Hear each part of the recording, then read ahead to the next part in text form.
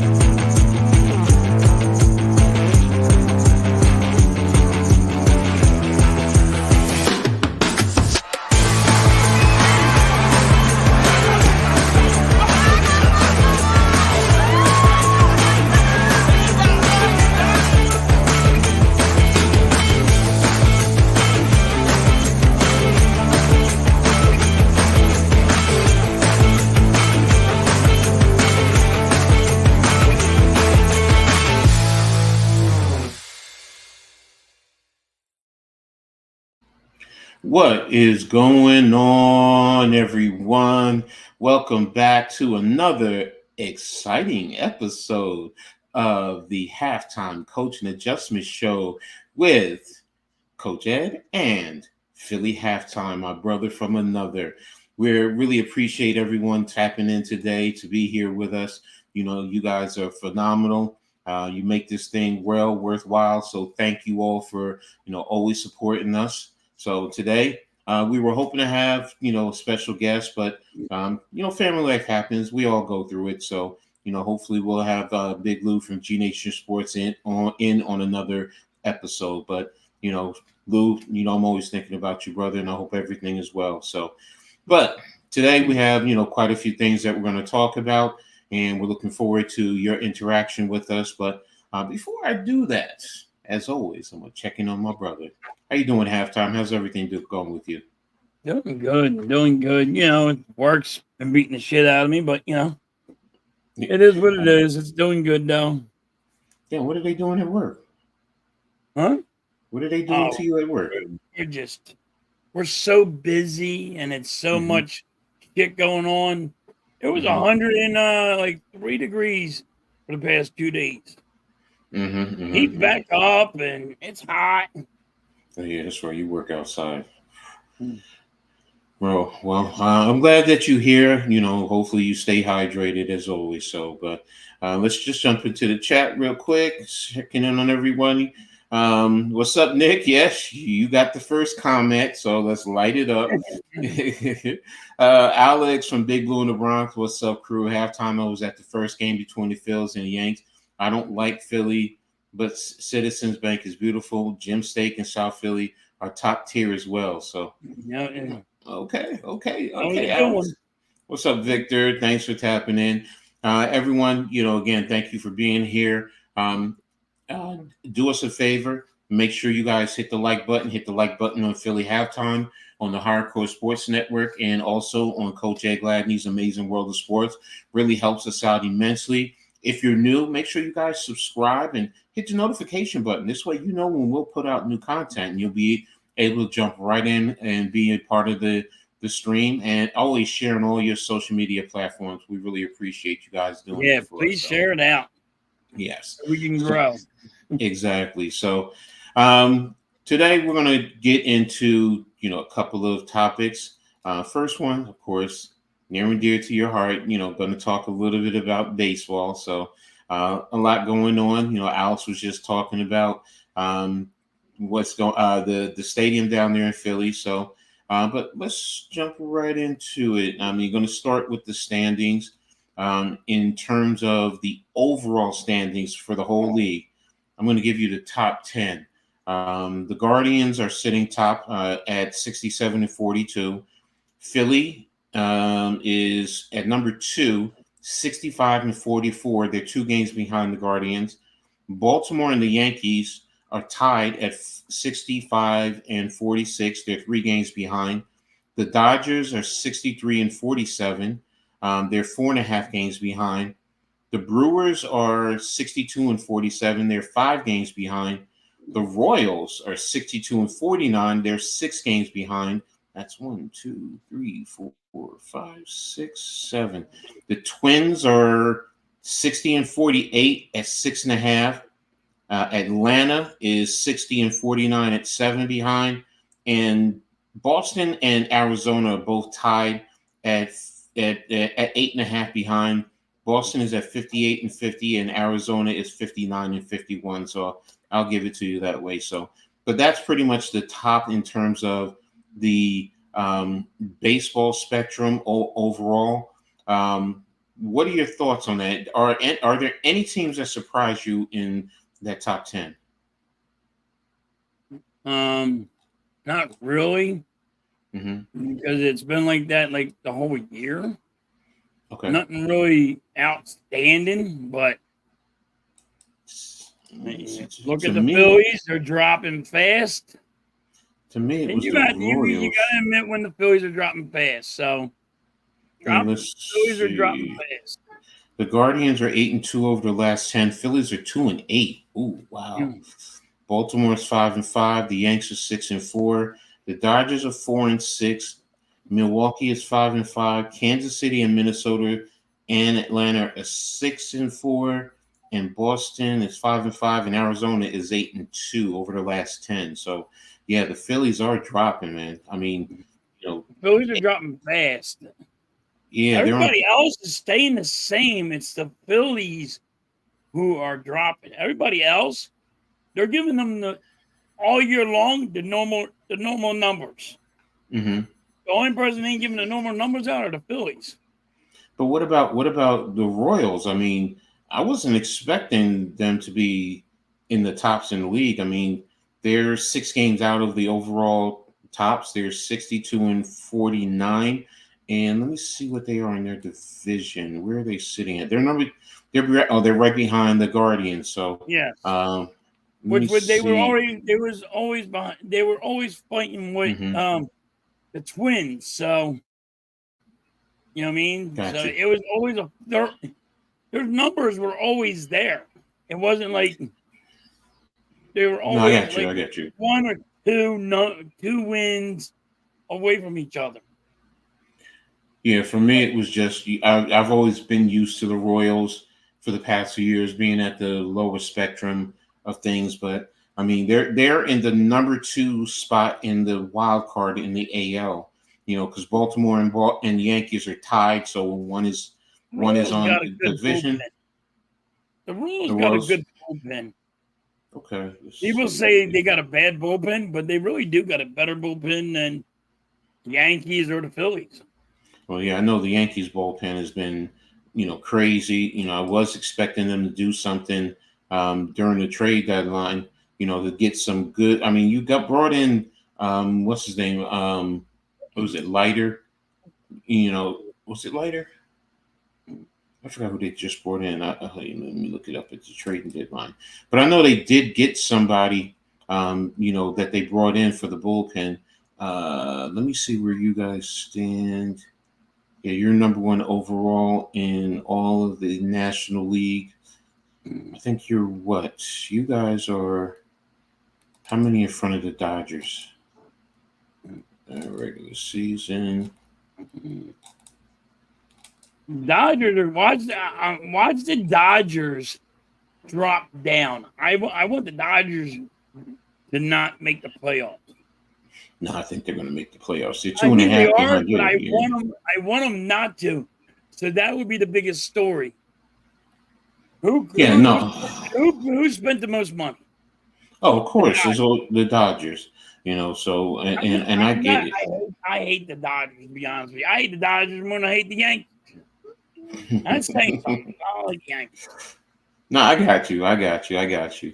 I'm just looking at the whole wild card picture in the National League. Yeah, you got the Braves in the top spot. The Mets are right there, the third spot in the wild card. So, or technically, they're tied with the Padres, but I guess because they have one less loss, that's why they have the position over Yep. the Padres. But the I Mets have been mean, playing. Dodgers could drop fast. If they do what the Phillies have been doing and dropping 5 Well, series in a row. Well, they're 4-6 over the last 10, so I get it. Yeah, anything is possible. In that regard. Right now it looks like they're even on the road. They're barely over 500. They're 2 games over 500 on the road, 29 and Yep. 27. So yeah, but I mean they're 14 over at home. So that's where they make the most of their positioning. So, but yeah, I mean it's yeah, this playoff positioning is crazy. Yep. I see Judge just hit his 41st home run. So today, which is crazy. Can he break his own record for the American League? Who knows?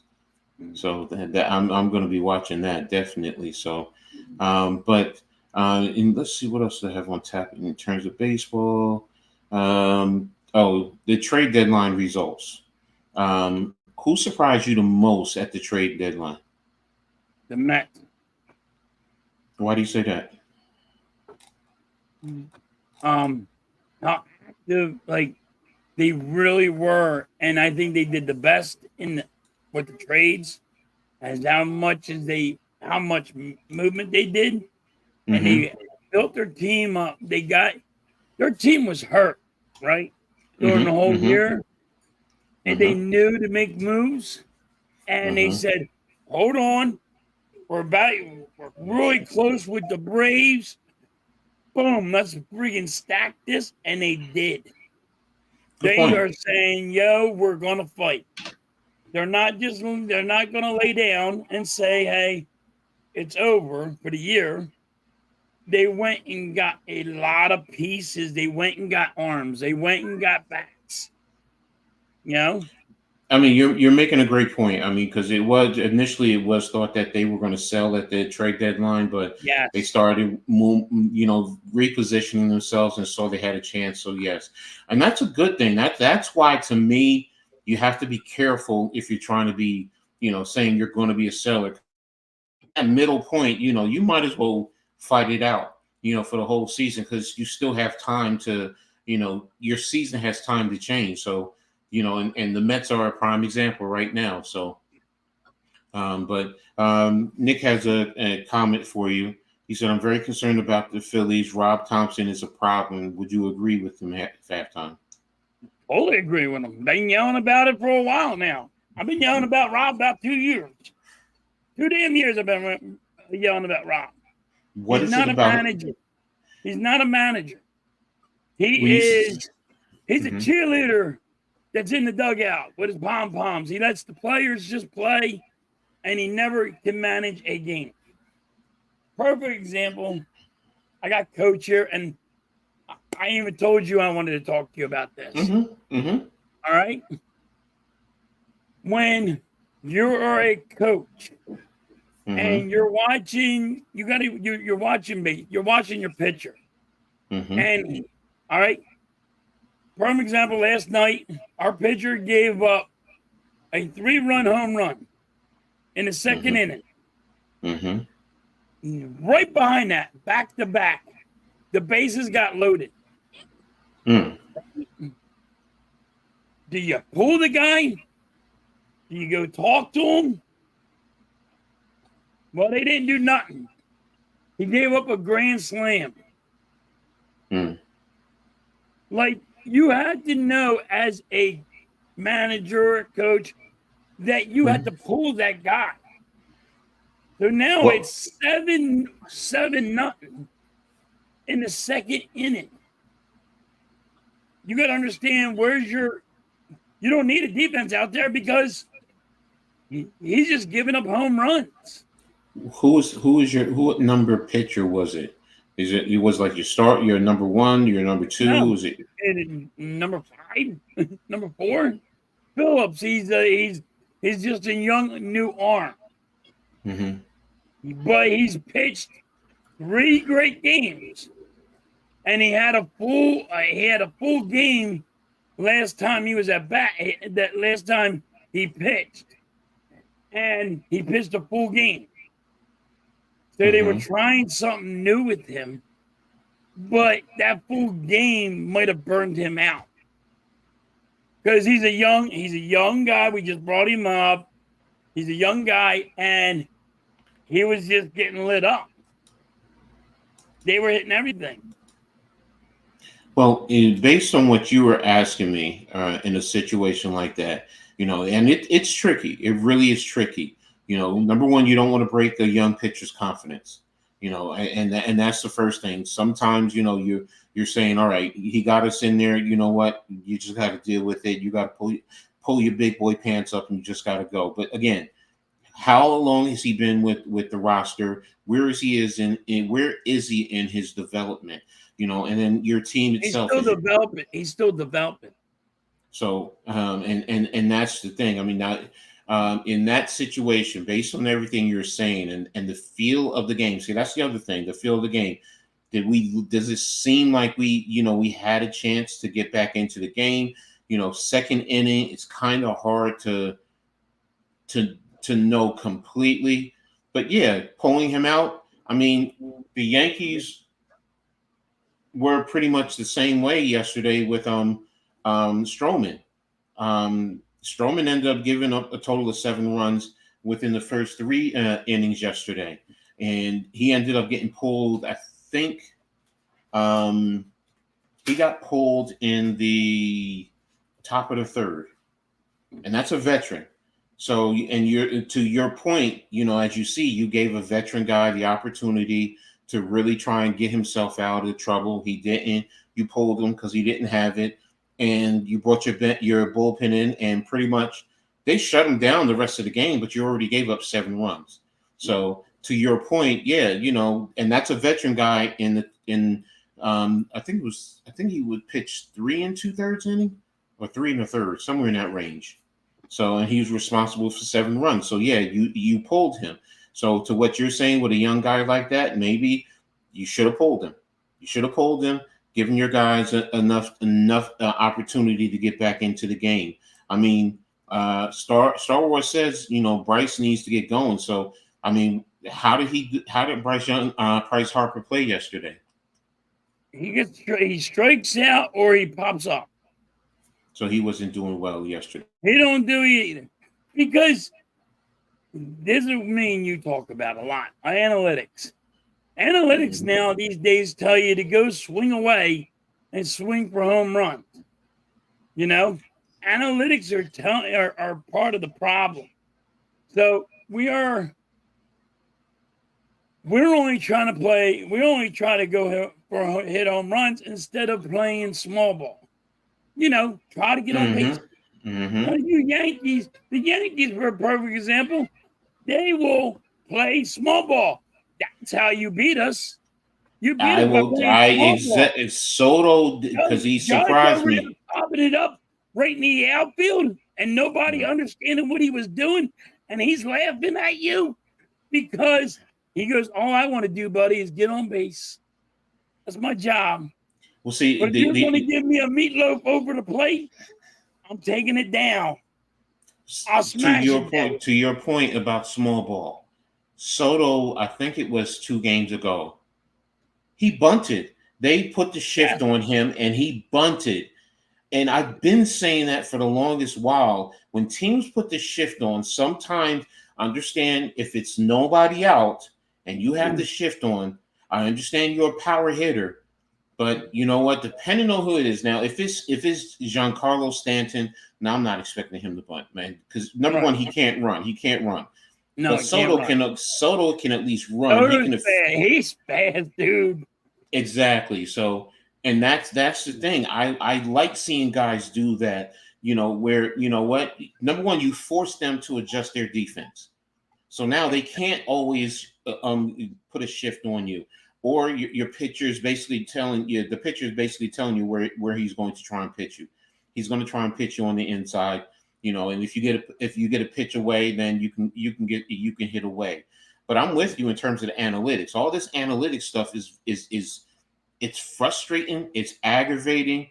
For me, it takes away from the game. And I'm saying to myself, hello, if the analytics say this, the other team knows what's going on. You have to play the game. You have to understand what's going on, get a feel for what's going on. Your pitcher may just not have it, like you're talking about. Yank him. He just may not have it for today. Going through warm-ups, you pay attention to him. Like you said, they were managing him in earlier games and they probably worked him a little bit too much. Well, guess what?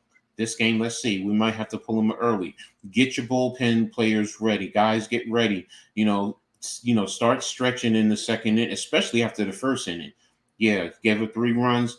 He doesn't look like he has his fastball, or his fastball is not popping. Let's start getting guys ready. Flip side of that, though, if he sees it, then it could really affect his psyche. But again, we don't know these guys' psyche. Only the managers know, being in the dugout. We're all thinking he was tipping his pitches, but the manager or the pitching coach is not understanding that he's tipping his pitches. Mm-hmm. That everybody already knows what's coming, and it's just like that's what you guys did to us one game. One of our pitchers was tipping his pitches.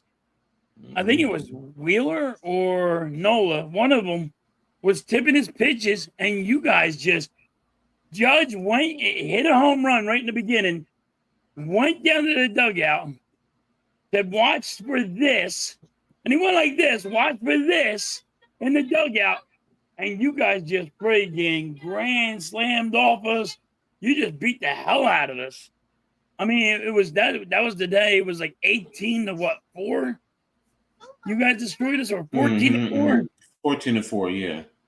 Whatever it was, but and then while you guys are playing home run derby, you're like, they're all going like this. Look at me, baby. I've seen it. I know what you're talking about. That's why I just hit this fucking 3-run home run. Mm-hmm. It's because this guy's tipping his pitch.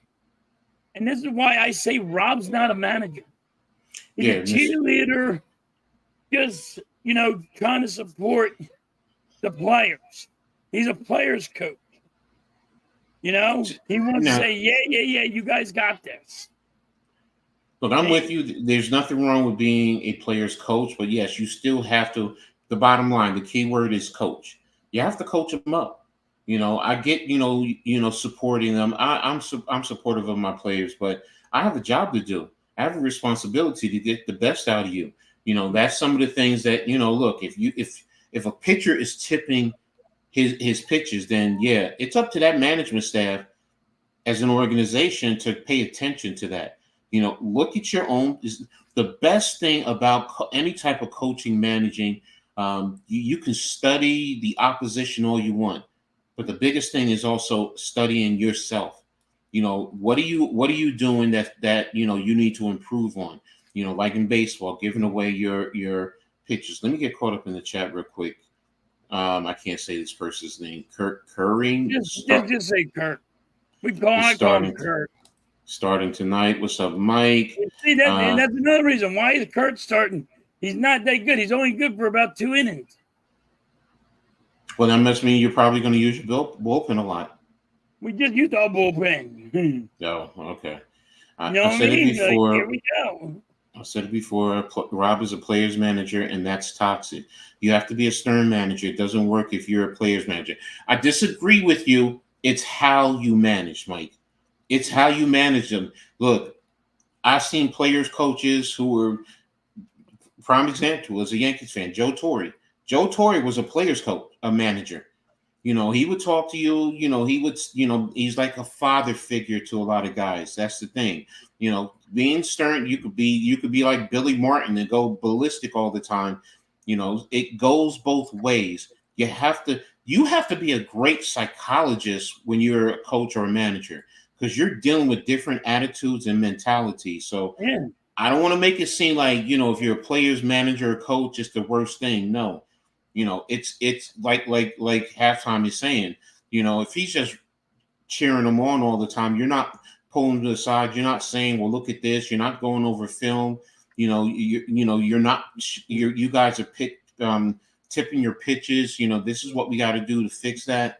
Then that's where being a player's manager or coach is a bad thing. And what Mike's also trying to say is when he says players coach, like the lineup, we never change the lineup. Our lineup is stale. You know what I mean, Coach? Gotcha. Okay. You got the same lineup. He never goes in there and says, "All right, Schwarber, he's always batting first." And then he's never trying to change up the lineup, spice it up. We're like robots out there anymore. And I think that's why we lost 5 straight series. We're about to lose 6. If we lose today, we're going to lose 6 straight series. It does not work. You have to spice things up. Yeah, good teams, you can lose a series here or there. Everyone does. But, you got to get back on the track. What do you got to do to get the guys back on track? Let's see what Article says. If Rangers don't make it, it'll be all right. Bruce Bochy wins it every other year.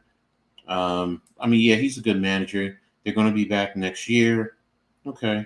Rob doesn't pull his starters because he doesn't trust his bullpen. So he can't pull the starters. Who are you going to put in after you? Well, did you get anybody? Now, see, that's right there. That also points to your general manager. Were you able to get bullpen help? Because if you didn't, then if your manager doesn't trust your bullpen, in fairness to him, what is he supposed to do if you have a bad bullpen? Because we just got a couple of new guys, got rid of some guys, went and got some new ones. Okay. But the problem is, Rob doesn't know how to pull a pitcher. Coach, if that pitcher is in trouble, it's over. He don't know when to pull him. That's a different story. Yeah, that's a different story. You watch the game. This is what drives me nuts. You watch the game. This guy might walk bases loaded, not the one damn strike. They don't go out there to talk to him. They don't go out there to find out, did you tweak your back? What is wrong? What the hell's going on? And there's no outs, and you just got bases loaded because your pitcher walked everybody. Didn't they instill a rule that you can only go out to the pitcher's mound with the manager and the catcher like X amount of times? I think it's like twice an inning. Okay. But then if you like the pitching coach is allowed to go out there once, right? And then if you're going to pull the pitcher, Rob's allowed to go out there. So it's just that's what you got. But now, you have to know when to pull him. You can't watch him load up the bases and say, "All right, let's see if he can fight his way out of this." Because now the defense is like, what the fuck? Now we got to try to make something happen here. Now we're being pressured because he walked everybody. I don't care what team you're playing for. That's what's happening. You know what I mean? Like, you can't do that. See, and that's where sometimes the game itself dictates what you should do. Like you said, he walked, and now walking 3 straight batters. Yeah, first and foremost, you got to go out there and settle him down. That's right there, because that's a lot of pitches right there. A minimum with 3 batters. If you just did 4 straight pitches, that's 12 pitches over 3 batters. Now I know it's going to be more than that. So you need to go out there. You need to settle him down, get everybody settled down, and like you said. Now my question is, do they also get an injury timeout where they, are allowed to go check on a player and it doesn't count as a visit to the pitcher's mound? No, but the catcher, you can get an injury timeout if he's in. Okay. But your catcher can call a timeout, and he's allowed to go out there by himself. Now the catcher can go up there and say, "Yo, what the hell's going on?" And have if infielders are allowed to come and walk up to find out. So you can say if you have a guy on first, you're allowed to go, all right, we're making a plan to go get a double play here. You know? But the coaches are not allowed to come out. But your catcher's allowed to call that timeout. Gotcha. So there is ways around it, little. That's what I was looking for. Exactly. But if Rob don't know how to pull a pitcher, he don't know how to change a lineup. He's not a good manager. Okay, pulling the pitcher it works two ways though. Because remember, you just said, as Mike said, he doesn't trust the bullpen. So it's kind of hard. It's kind of hard to pull a pitcher if you can't trust your bullpen. But it's a catch-22. Yeah, it's a catch-22. It's what it is. But guess what? When listen, it's like when you're in quicksand. It just keeps going faster and faster and faster, and you get up to your neck, and then you have no way of getting out of shit. It's already too late. And Rob always does everything way too late. Oh, wait a minute. Nick says halftime those suck. Yankees play small ball, they win. Knicks rebound, they win. Mike says you can't play small ball. This team isn't built for that. The analytics have ruined. But I agree with you. Analytics have ruined baseball. But Mike, when you say you can play small ball with this team, you know what the problem is? Your manager is saying, I don't want you to play small ball. I want you to hit home runs. The problem is, if you played small ball, you would hit more home runs. Man on base, yep. But, guess what? Analytics tell you different, and analytics is telling them you're a home run team, not a damn small ball team. There's a difference. And Mike says there's a difference between being a player's manager and protecting your players. Yes. There is a difference to that. Yeah, I mean, protecting your players, yes. It doesn't matter if you're a player's manager or if you're a stern type of a coach manager. Your job is always to protect your players, no matter what. So, but again, it's the situation. That's why I look at it. Happy birthday, Boomer. Okay. Boom. It's Boom's birthday today. Maybe he'll get a homer today. Thunder's coach. He just put his guys into their standards. Yeah, I mean, so when you put guys into standard, number one, that's your culture. As a coach, you set the culture, and then the guys have to buy into that. So yesterday's offense was all Rojas. Yeah, Rojas is the only one that fucking hit. And Star Wars is right on that. That's how bad our hitting was, Coach. Rojas, that can't hit worth a lick, was the only one hitting. Well, I mean, look, you guys know the Phillies better than me. So, I mean, Mike saying he disagrees. These guys need to sit. They're not hitting. Cassie has been brutal all year. Stotts has been bad. Those guys need to sit, and don't get me started on Nola. Stotts has been bad. Yep, I agree with that. If you sit them, you got to have players to put in their position. Hay was supposed to be a full-time left fielder. Olympic swimming is on.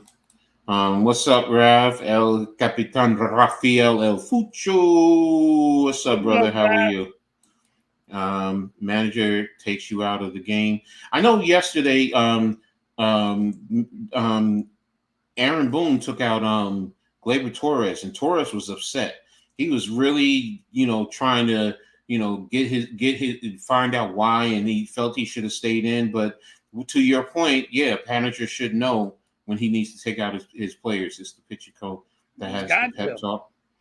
The manager should be able to have a pep talk with all his players. Yes, the other position coaches should as well, but the manager should be able to. If a manager can't talk to his players, then I'm sorry. Manager, coach, head coach, then you shouldn't be in that position. Catchers can make unlimited trips. Hurt somebody's feelings. Okay, thanks, Mike, for letting me know that. Thank you. That's my point with the analytics. No, I agree with you. You guys, halftime will tell you I don't like analytics.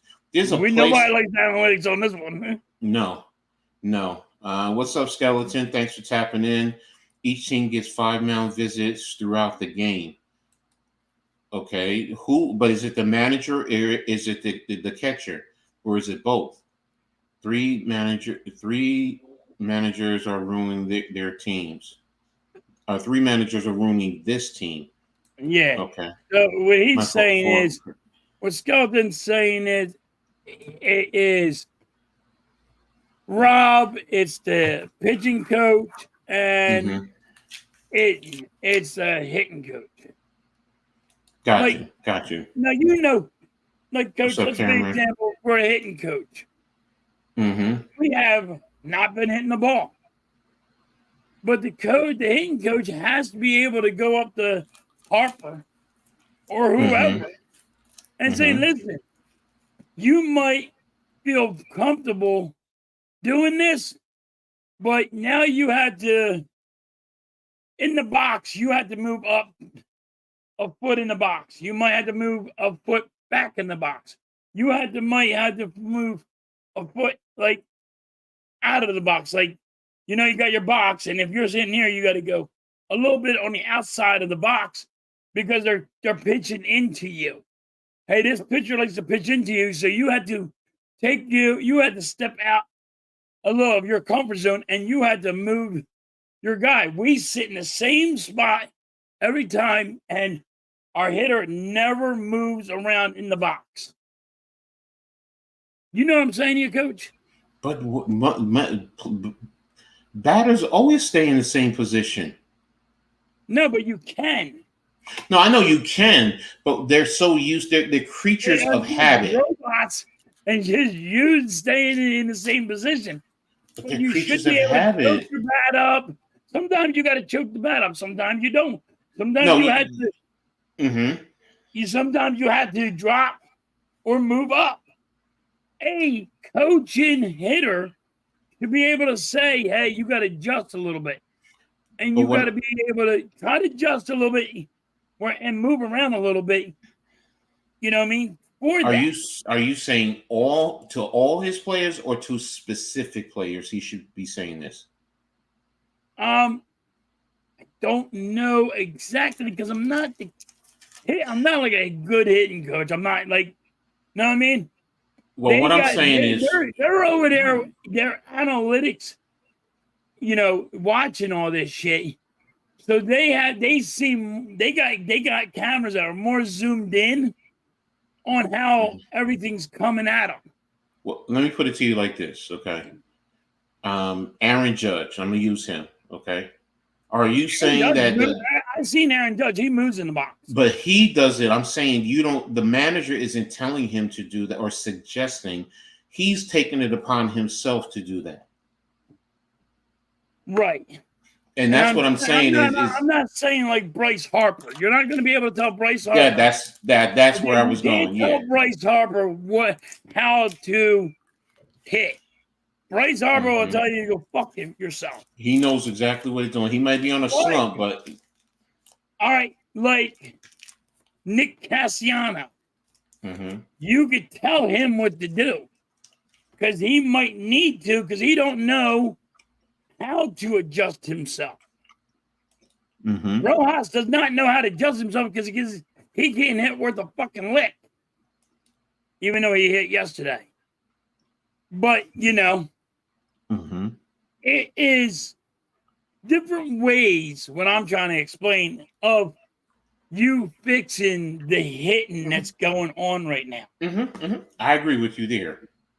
So that's all I'm saying. I'm just a fan. It is this hitting coach should be like, all right, we didn't hit worth a lick. Everybody in the fucking goddamn grab a bat because you're all going to go swing for 100 fucking times until your arm falls off. We don't do that. Gotcha. You know what I mean? Like, all right, if you're not going to hit after this game, it stopped at 12 o'clock at night. We're staying around. You're going to go get in the batting cage, and everybody hits the ball 100 fucking times. Mm-hmm. You know what I mean? Like, Mm-hmm. you have to Try something different. I you get gotta you. try something different. You got it. We're doing the same shit over and over again. That's why I said Rob doesn't change the batting order. Put Bohm in the fucking in front. You know, put Bohm, Turner. You gotta spice it up. Put I'm some with you hot there. dogs on that goddamn pizza. Put No, some I'm with you. freaking, you know what I mean? Put some hot peppers on that freaking cheesesteak. Whatever you know what I mean? You gotta Mm-hmm. spice things up. You gotta try something different. Rob don't. Up move And that's guys up why and I down the say how lineup. I bad he is. got you. I got You where know you're what I going. mean? It's just a difference. Drives me crazy. Yeah, I did, man. I'm gonna lose my voice. My voice is gonna blow up one day. It gets so bad, I can barely talk. I hear it sometimes. I can tell. So let's see news. I know you said you also had some coaching or managing questions you wanted to ask me. Well, I was just starting to ask you them, and Okay. Okay. you're answering them as I'm Okay. going. I'm asking you. All right. For example, a lot of people don't understand that in baseball, right? Mm-hmm. The defensive players have a card that tells how the batter normally hits. If Mm-hmm. he hits to the right field or if he hits to the left field. Some people don't understand that. They say, "Oh no, the Phillies don't do that." It's every baseball player, ain't it? Because Yeah. I mean. I've watched. Didn't you always see a baseball player, the right fielder or left fielder, pull out a little card, and he's looking at this Mm-hmm. card saying, "All right, Yeah. They this have it guy, in. all right, it's Judge." They have it in their hat. They You have know? it in their glove. They have it in their back pocket. Yeah. I agree with you. And then, well, people are saying to me they don't have this. If you hold on, first of all, the Phillies don't have this. I'm firing everybody. I'll fire everybody. I'll fire the owner if the friggin' Phillies don't have a card that tells me friggin' where I'm supposed to be put. I'm supposed to be positioned, fucking people. I'll fire everyone. I But hear you, bro. every team has it. You know what I mean? Mm-hmm. Infielders have it. Yo, like Harper might have to hug second a little bit more than he usually does. Mm-hmm. That's why when Mm-hmm. if a bite comes along and you see the pitcher gets it or it goes there and Harper has it, but Harper has no chance to get the first, and you see the pitcher run the first, that's already on this card. That's already planned for. That's Mm-hmm. how you have a defense. It's not planned that these guys plan this out of their ass, came out of their ass. A Mm-hmm. card's Mm-hmm. telling them to do it. But that's Right. analytics. That's Yeah, analytics. So right. that's It's in the mm-hmm. analytics. Mm-hmm. I mean, I don't like analytics, but people are weird, man. They tell you that, oh, that don't exist. I'm like, no, it exists. Exactly. No, it does. It definitely does. So but let me see. That seems to be it. What's your thoughts on Aaron Judge? Um, as of last night, he hit 40 home runs. Today, he hit another one. So he has 41 home He'll runs be already. MVP. He's going to be MVP. Do you think he has a chance to first break his American League record and second go after the overall home run record? I think he has a chance. Mm-hmm. Um, the home run record. Mm-hmm. The one with the asterisks. Oh, okay. That's why I said Um, that. That's why I I said the think American League. I think Major League Baseball wants it in the Mm-hmm. worst way, and I think Mm-hmm. if he gets really close, Mm-hmm. then people will start pitching a little softer to him, so he can get it. So that asterisk is gone. Know what I'm saying I here? don't know. I don't know, because if I'm that pitcher and if he gets it off of me, he breaks it. Nah, bro, you ain't getting that off of me. I'm sorry. There's just a competitor in me. I'm sorry. If they came to me, yo, give it. Nah, nope, not Yo, me. it's like, yo, come on, Not me. coach. It was Nope, like Brett nope, Favre and Michael nope, Strahan. nope, Yo, and you nope. know what I mean, though, coach? You know what I'm saying, right? I know what you mean, and the competitor in me No, is like, nope, somebody's gonna lay the fuck down. I can't. I get it. I understand. I can't do it either, but somebody will.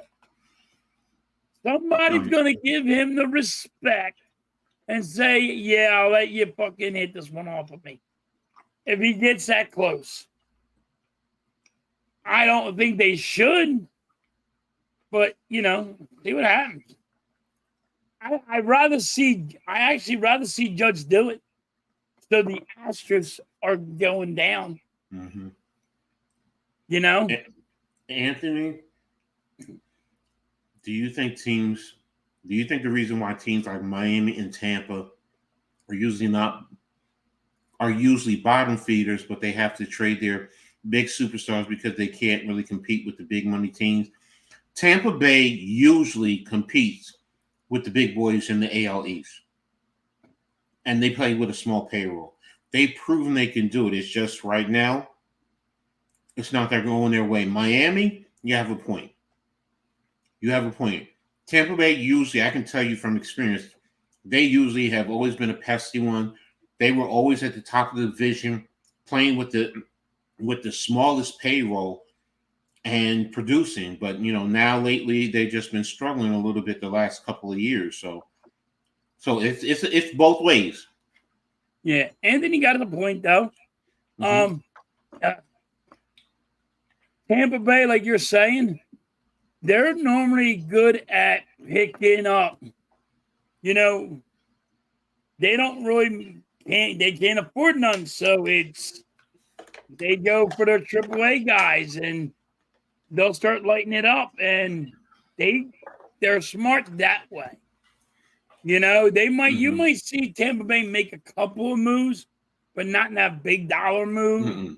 You're Mm-mm. not going to see a Harper. You're not going to see, an Aaron Judge. You're not going to see those guys going over Mm-mm. there. No, Mm-mm. No, I but know you're that. good. They're good at you bringing players up from AAA, and Mm-hmm. that's how they stick around. Exactly. They're minor league players. They're smart in that area. That's how they're good. It's not like they don't have the big dollars. So will they ever win something big? Probably not. But their minor leagues are so good that you never know. They have a chance. Mm-hmm. It's any given year. Mm-hmm. People get hurt and they don't get hurt. There you go. I want to answer this one to Anthony. I get your point, and most people do think like that, but I'm always going to say this. And it's not excusing Barry Bonds, it's not excuse me, it's not justifying excuse me a second, hold on a second. But during the steroid era, Barry Bonds was not the only one using steroids. There were pitchers that were using steroids. Yes. And he was hitting off pitchers who were using steroids. So that's why it's a catch-22. There are other players during that time frame who are making the Hall of Fame, and their records are. That's why I say it should be with an asterisk, and then you can say he's not the home run hitter, and that's fine. I respect that. I don't. You do what you need to do, but please take that into your consideration. It's not like he was the only one juiced up. There was pretty much the whole league during that time frame.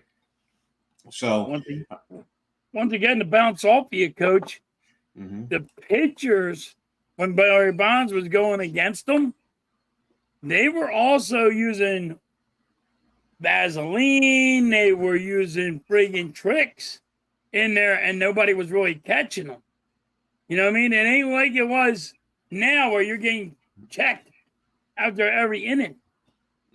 So, I mean, it is way different. Like, and that Barry Bonds, you got to figure Barry Bonds had to go through that.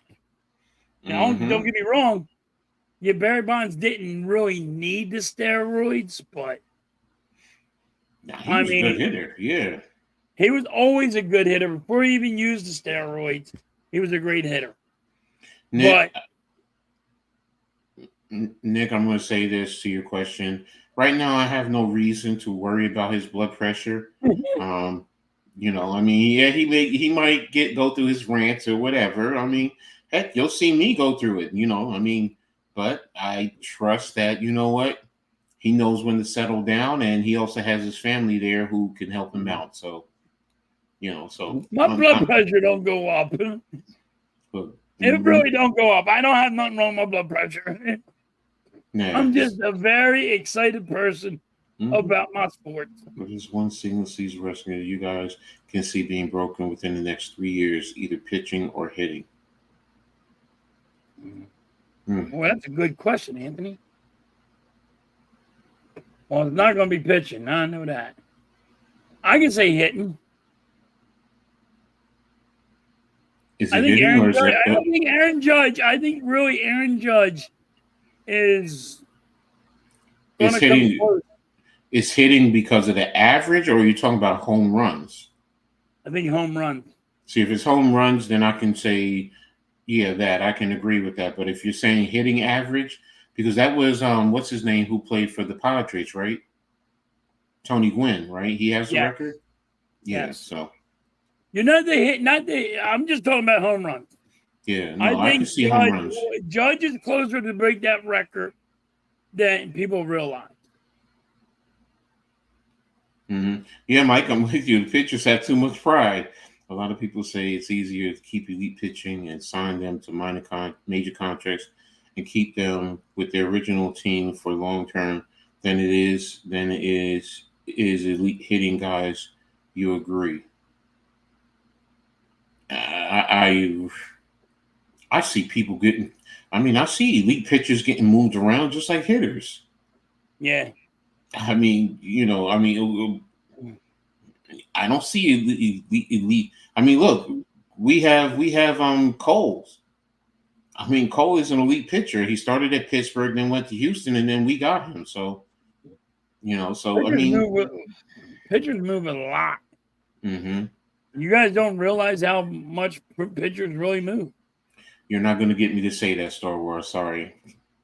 For me, I don't understand why guys like Roger and Mark Wayne needed to use steroids when they, because, well, Bonds, I mean, they'll say it was, you know, because of injuries, but it's also a matter of, I said it earlier, there were a lot of other players in the league who were doing it. So if everybody's doing it, you just want to stay with them, because if not, they may pass you by.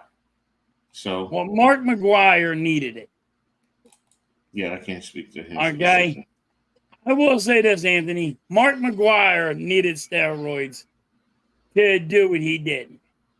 Because I mean, but I also think in baseball that going for that home run helped Major League Baseball. I think that really helped Major League Baseball, because if anybody really understood, baseball was on a down slope really bad. This is why steroids and, you know, the pitchers putting shit on the baseball, you know, pine saw, whatever, whatever they're using. They're all using all different types of stuff for gription. But it actually helped baseball, because baseball was falling down, and they almost lost it in that area where you know, McGwire was hitting the home runs. People didn't want to go to baseball no more. It took too long. It was It wasn't entertaining enough. Mm-hmm. Mm-hmm. Steroids, regardless, were a banned drug. Who cares about who did it? So if you're going to ban someone for betting on baseball, Pete Rose, then all records with roids should not be allowed. I mean, you have a great argument, but I'm going to counter that to you with Barry Bonds. Remember, Barry Bonds he's not been proven to have used steroids. It's just speculation. So that's why I say with him, asterisk. He wasn't officially proven.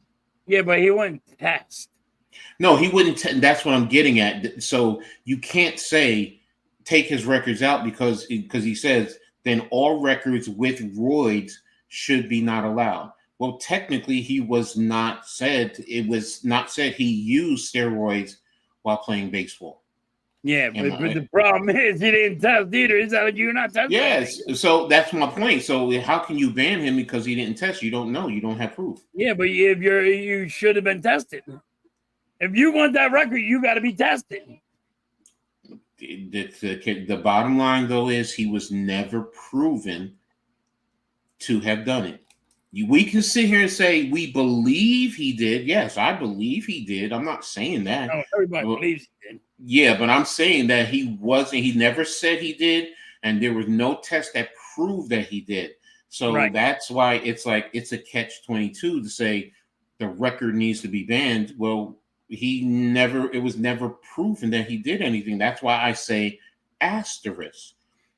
Yep. You can say that. And again, like I said, there's a lot of other players during that time frame who were doing and using. So, and if they were doing and using, you have to be fair. Then does that mean the whole era is banned and all records during that time frame? And when is the steroid era technically? When is it? From what year to what year? So now you open up Pandora's box. You really do. And then what happens if there's a guy in there who really didn't do anything and broke records, but it's not fair to him? So it's a catch-22, man. I that's why, you know what, just get into the testing now, put the asterisk during that time frame, and you make your decision those records into what you say is a record. So but that's why Major League Baseball don't want to touch it. Yeah. You know what I mean? That's the truth. Major League Baseball don't want to get into that.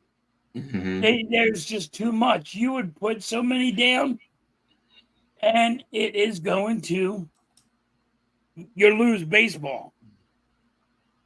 He should have a cuff to check to see.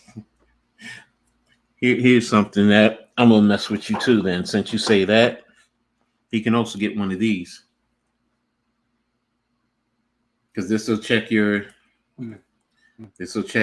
what you call it too. Put it on your finger. You know when you go to the doctor. I had one.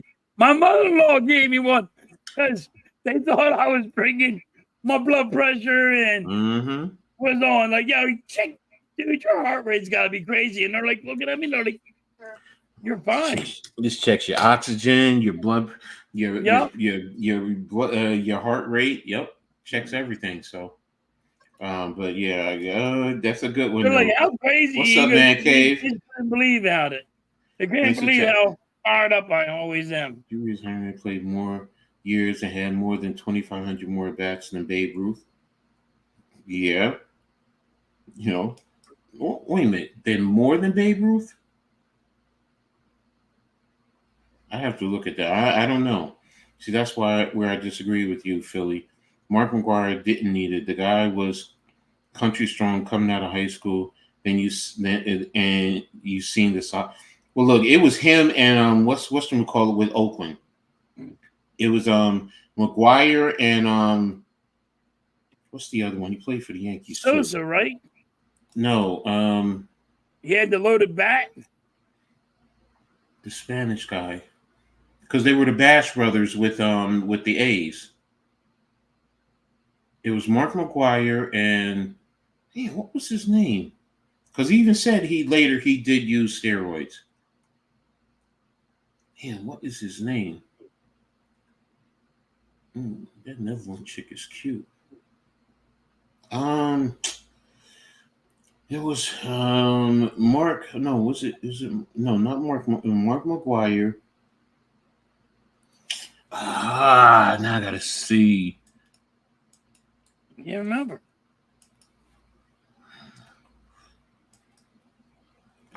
Bash Brothers.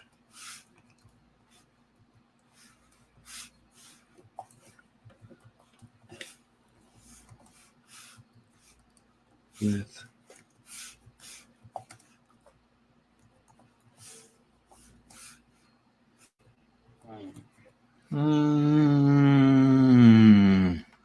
Jose Canseco. That's what I was thinking of. Okay. And yeah, they both started doing it together during that time frame in Oakland. Because Canseco had to load his bat, right? Yeah, he also had a loaded bat too. I mean, and Mike's right here. It was because the lockout, but then they played it. You had Mark McGwire going for that record. Mm-hmm.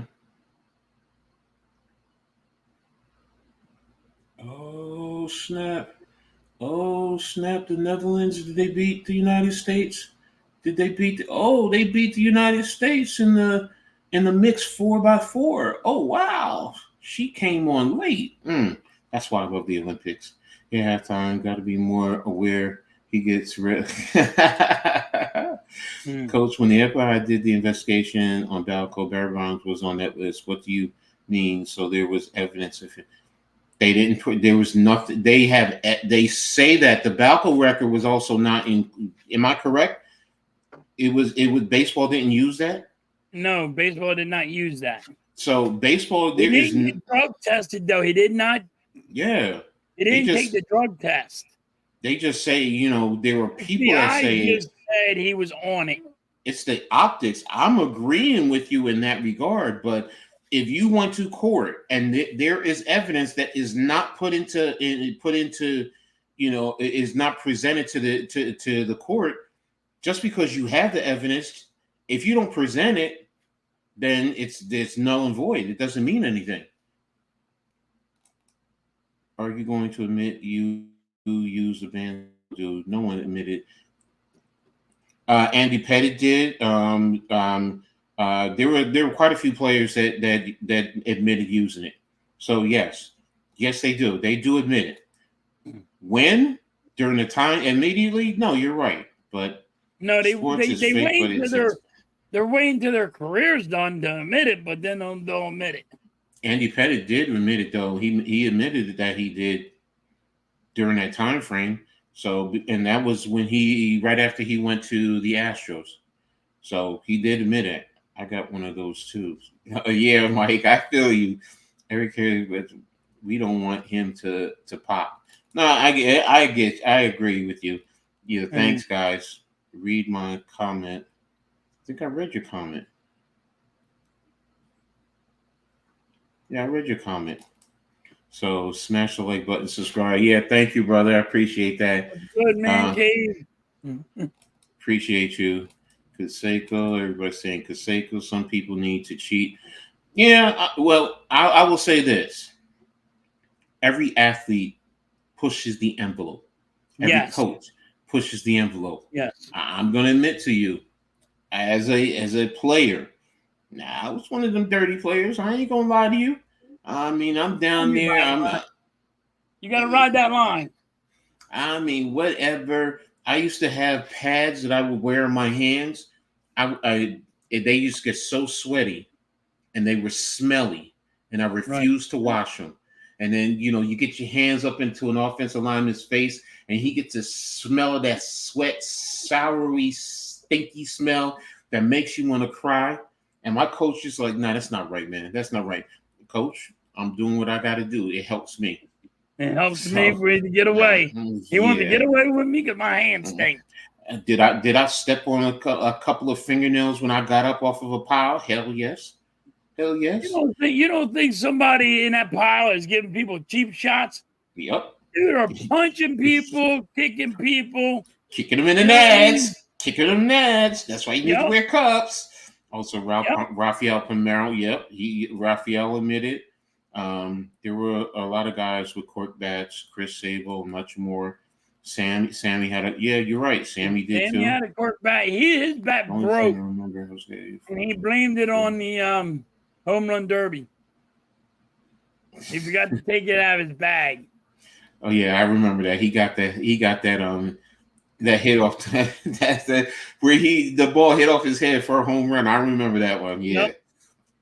Yep. Coach has 35 stud, halftime to 900.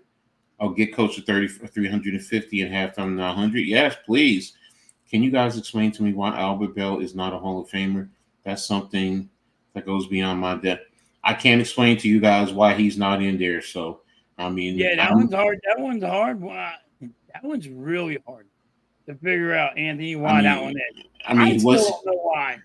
Was he a difficult player? Was he mean to some people? Yeah. Yeah, but he was also mean to umpire.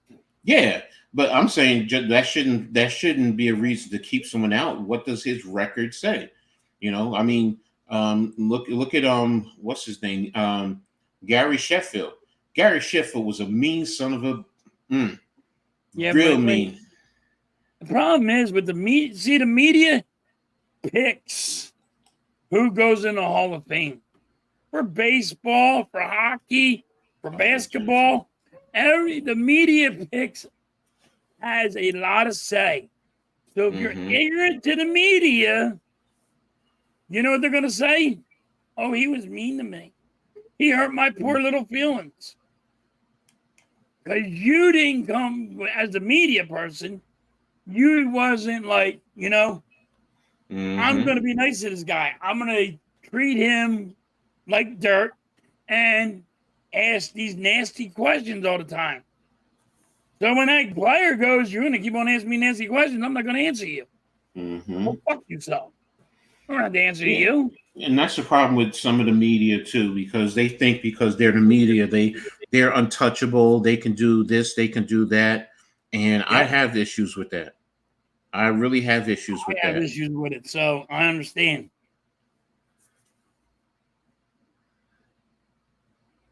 Media gets mad, and the media gets their feelings hurt. I mean, exactly. Do you know how many media people hated Barry Bonds? That's another. Now, see, here you go. Why is Barry Bonds being? That could be another reason why Barry Bonds is being portrayed like this too, because the media went after him. Because Barry Bonds wasn't that nice of a guy to the media. Don't get me wrong, he was cool to fans. I've seen him sign a lot of autographs. He wasn't nice to the media. But still, I mean, he shouldn't. I mean, again, I've been a media personnel. I've done journalism. I did it for almost 4 years. So I get it. But you know what? That's business. I mean, take your personal feelings aside and just look at the facts. Now if you're always going to put your personal feelings involved, then you're also showing me your character. Yes. So that's how I look at it. And you know what? I also can be very, as I've been told, sometimes I can be very insensitive and cold. And do I get the job done? Okay. If I'm there to do a job, that's what I'm there for. I can be very nice, I can be very kind, but you know what? Don't push the wrong buttons, because as I always say, you poke the bear, the bear will eventually turn around and maul your ass. And I'm one of those characters. I damn sure am one of those characters. So, but I know I am. I can be nice, but when it's time not to be nice, I can do that. I'm going to say one word: 762. I don't get it. 762. I'm trying to figure out what's 762 also. But yeah, Nick, actually, we're going to talk hoops today.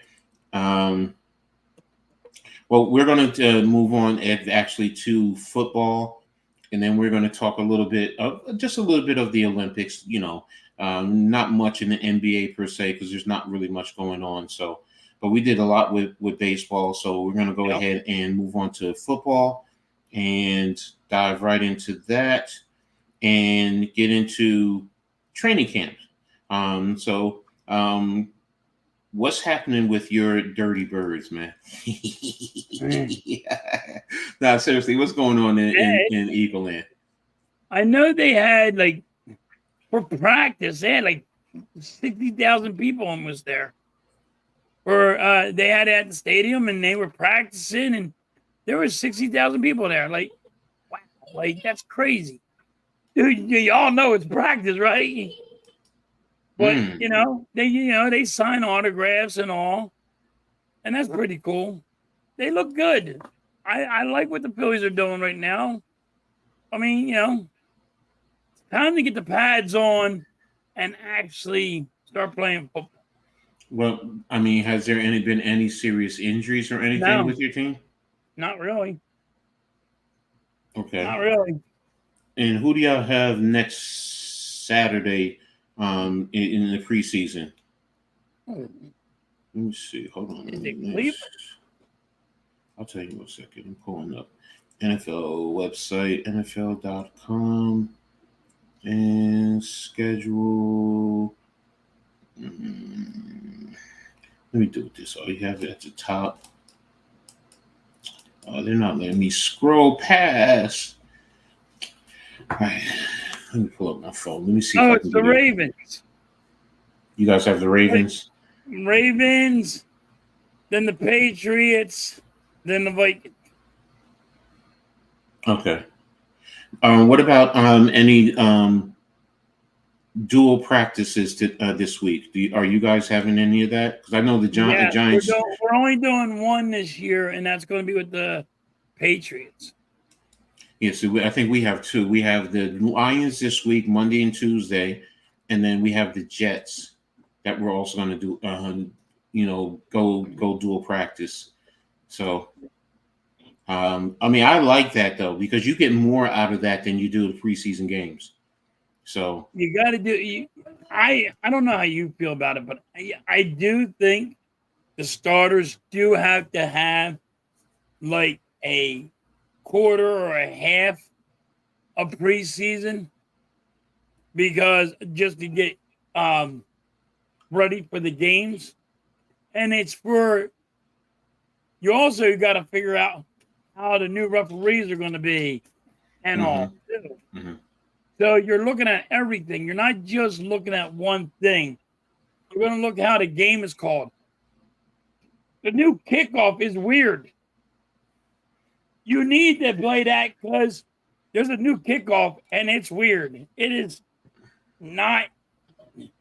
I don't like it, but and you got to get used to that. So that's why I said you need preseason right Well, now. I agree with you in terms of the preseason games with your starters. Because the old way, week three, because out of 4 preseason games, week 3 was where you played most of your key players at least a half and half of the third quarter. So Right. yes, you're getting them work, getting them ready for the regular season. I agree with you there. You have to figure out how to do that right now, whether it's week, you do it, or I think it's you have 3 weeks and then you have a break before. I can't remember. So, but I'm with you. Yeah, you got to get your key players some practice time. Right. In live action. Don't let their first game be the only time they get live action. Because that's going to be tough for them overall. So, I'm with you on that. As far as the kickoff, I guess because I've been following the old UFL, XFL, and now the new Right. UFL, I've gotten used to it. I understand what it's about and how it goes. I'm waiting for more strategies with it. See, with that, I'm looking for a lot of pin and pulls. Where you down block one way and pull somebody to set and trap off of it. Because you're gonna. It's like the running game when you really think about it. You could set someone up. You can get an ISO block with since you have 2 returners back there. That other returner goes up into the hole, sets a block, and then that sets the returner. And as long as he gets past that wave, because that's the other thing. And with the old kickoffs, you did have waves. Right. There was always somebody who always would sit back a little bit, and they were like the safety where, you would have more guys probably in the middle trying to push, or you would push from one side, and then you're trying to push them to that one person who's the safety valve. But now everyone is across that on with that 10 on the kicking team. They're right there, and then you're catching the ball. That's the only time they can move. That's when they can move. If you block it right and you get away from that backside, all you're going to end up with, if you get it blocked right, is that kicker. And right. I'm going to say it's just going to be one-on-one with the kicker. Exactly. But you got to admit, like for the NFL, they haven't done it. No, yes, it's new. So it's new. You might have watched it, Coach, but these players now have to perform to this. Now they are like, wait a minute, this is like reinventing the wheel to them. So it's going to take time. You're going to see fumbles. You're going to see a lot of stuff. People not being ready for this. Exactly. And I get it. You're trying something new so people will not get hurt. But people are still going to get hurt. Well, know why? It's fucking football. Oh, I agree with you. I agree with you. You can't. You're going to get hurt. I agree with you. That's always going to be the problem. Somebody is always going to get hurt, and that's just the reality of the game. So I always say this: I will not coach being afraid of getting guys hurt, and I always tell players, don't play like you're afraid to get hurt, because when you do that, you're going to get hurt. You're going to get hurt, or you're going to get someone else hurt. Yep. Just coach. Just coach the way you would. And then you adjust if you get injuries. As players, give it your all. Like now they're talking about Jefferson is worrying about getting another hamstring injury. Well, then, bro, don't play the damn game. You are one of those fast guys. Those quick twitch type of a guy. Your muscles are going to end up at time react in a certain way. But part of your gift is your explosiveness, is your exciting play. Just go out and play. Stop being afraid. If you're going to be afraid, then don't play. Yep. But you're always told that when you're a kid. You're afraid to get hurt. You're going to get hurt. I just look at it as like when I played in college. I remember there was a game I played. They had to wrap both my ankles. Like literally, it was so tight with tape. Like it took them a while after the game to cut it off. And all week I was walking around with a protective boot on both of my ankles, and I had crutches all week. I didn't practice, but I was ready for the next game. I was going through my rehab. I didn't play like I was scared to get hurt. I couldn't. It's just I'll go out there, I'll throw my body around, I'll sell out for the team. I can't play being afraid, because if I do, then there's no reason for me to play. You're going to get hurt. Everyone gets hurt in football. There is no doubt about it. I don't care if you get a little bruise, you're going to be hurt somewhere along the line. So just play. Yep. So Star Wars says they're just trying to they're trying to stop all of it, and you can't. It's football. No. You can't. And I get the NFL because they're worrying about lawsuits, especially after that concussion situation. And they lost a lot of money on that lawsuit. Yeah. So, and I get it. You're trying to protect yourself, but in the same token, bro, you know what? It's football. I mean, when I had my own minor league semi-pro football team, every player who played for me signed a contract, and I went over it specifically. And there was a sector that said you assume the risk of injuries up to and including death. And I said to players, look, we've all seen players die on the field. I've experienced it personally, watching a man die right there on the football field. Had to have the game stop. Look, it's a serious game. I get it. So if you're afraid or if you have concerns, then don't play. But, if you play, then there you go. So have these players sign off on that, And there you go. You keep it moving. Now, if you hide stuff as an NFL, I don't have sympathy for you. Right. But if you go out there, I know. Look, I can get my arm broken, my legs broken. I have spinal injuries, which is why I'm dealing with what I'm dealing now from playing football. And I always tell people the same thing. I wouldn't change it for the world. I'll go back and play again. I loved it. I loved every second of it. And I wish I could have played more. You know, I don't care about the injuries. I deal with a lot of pain each and every day. Guess what? I have some great memories. I have my championship ring that, I can go around and brag about it, so bam, there you go. There's my championship ring. Here's one of them. So, yeah, I mean, there's certain things that I get from it, the friendships and the bonds that I have. One of my former players was just inducted into the minor league semi-pro football Hall of Fame this week. And then we're talking and going back over memories. And oh, by the way, he's a damn Eagles fan too. So but the point being is there's so much that you can get from playing sports and from football. I can't play being afraid. I can't be afraid. Man, get out of here. Get out of here. You got policemen who are risking their lives, firefighters who are risking their lives. I'm just playing the damn game. Come on, man. I'm not. But what is your thought about what Star Wars says? They don't like the first game in Brazil. What's your thought? Well, that's on a Friday. Mm-hmm. And I agree with Star Wars. I don't like it either. It is fucking stupid. Apparently, you're not allowed to wear green. You have Green Bay, you have the Philadelphia Eagles, and we're not allowed, no team is allowed to wear green because it's a gang color. Like, coach, come on. What are we doing, man? Why are we always going to different friggin' countries to play? Yeah.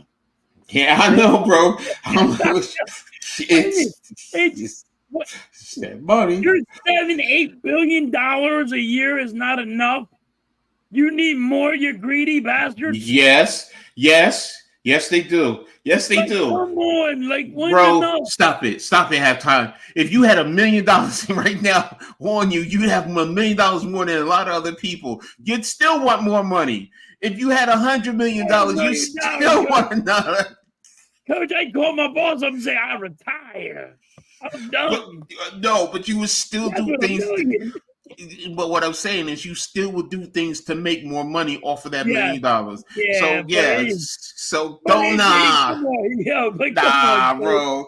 Nah.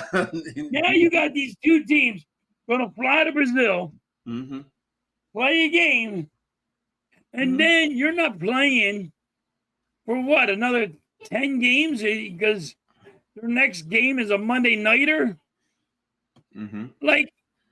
It's just way too much on a team.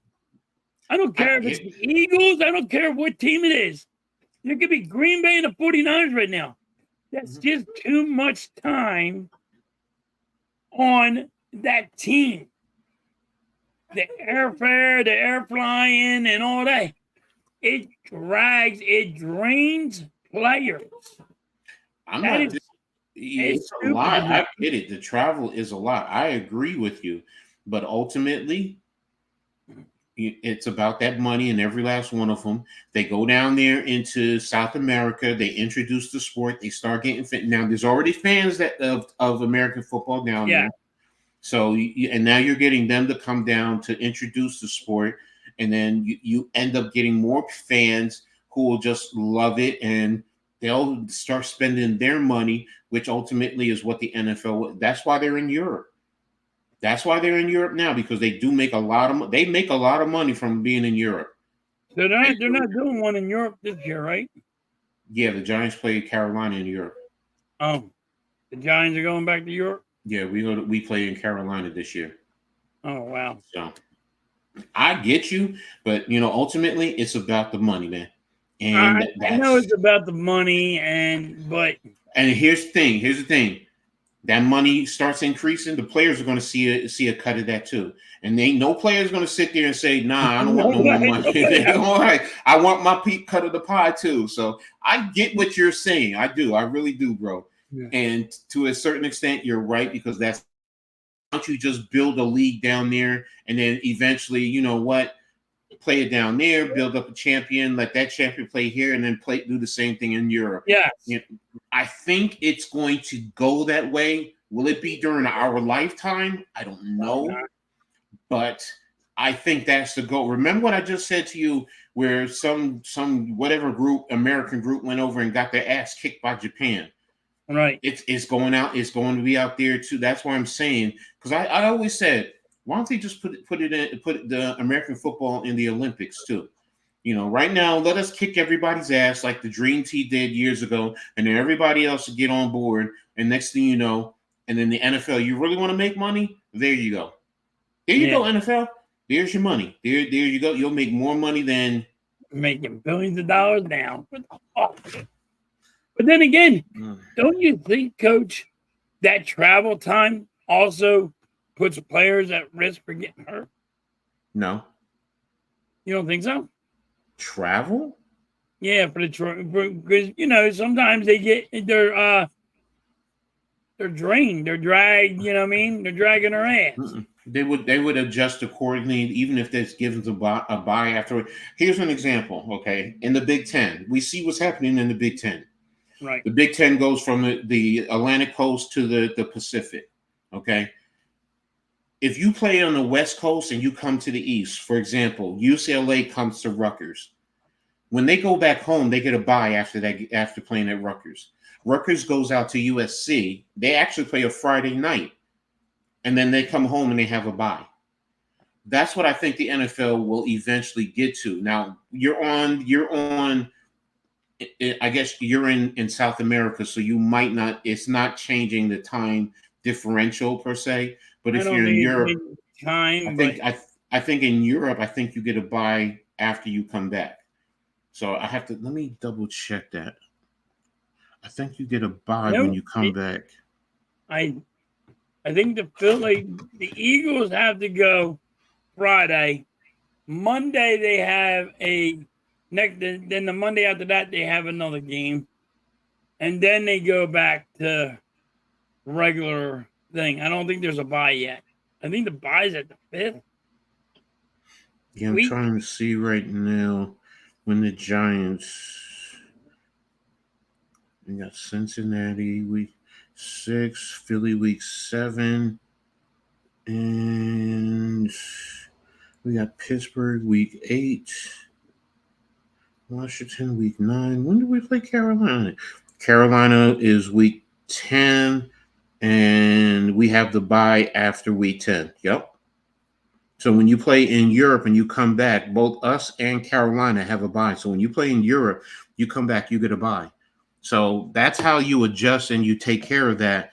You know, being in South America, that's just like, honestly, that's just like going over to the West Coast if you went to Cali and then came back to Philly. You know, I mean, you're talking about maybe a 6-hour flight, 7-hour flight, if that. Something like that. Yeah, so I don't think it's a. Oh, let's get caught up on the chat. Mike, I fell down my steps Wednesday. I fractured my tailbone. Hope you better, bro. Do you think I was afraid to go down? No, you're gonna go do it again. No, you're gonna go back down the steps. Mm-hmm. Hello from Wallace, Nova Scotia. What's up, Roger? Thanks for tapping in. I really appreciate you. Good, Roger. In my opinion, the NFL should let teams pick when they want their. You can't do that because you remember you have a league schedule. So what happens if and you have to try and balance it out. So what happens if you have 7 teams that pick week 7 as a bye? That's uneven. So it's up to the league to do the schedule. I know from experience. I did the schedule for a league. I know what it goes into. It's a lot of work. You do try to get certain accommodations for certain teams, plus with events that are at their stadiums. You do try to work with it. But if everybody picked their bye, man, it's too chaotic, man. Yeah, like you said, there'll be like 7 or 8 people like, I want week 6. And you can't get all that. What's this? Coach, tell Halftime he can hit 900 subs. He doesn't believe in himself. You don't think you can get 900 subs? No, Coach. Why? You're good, bro. Stop it.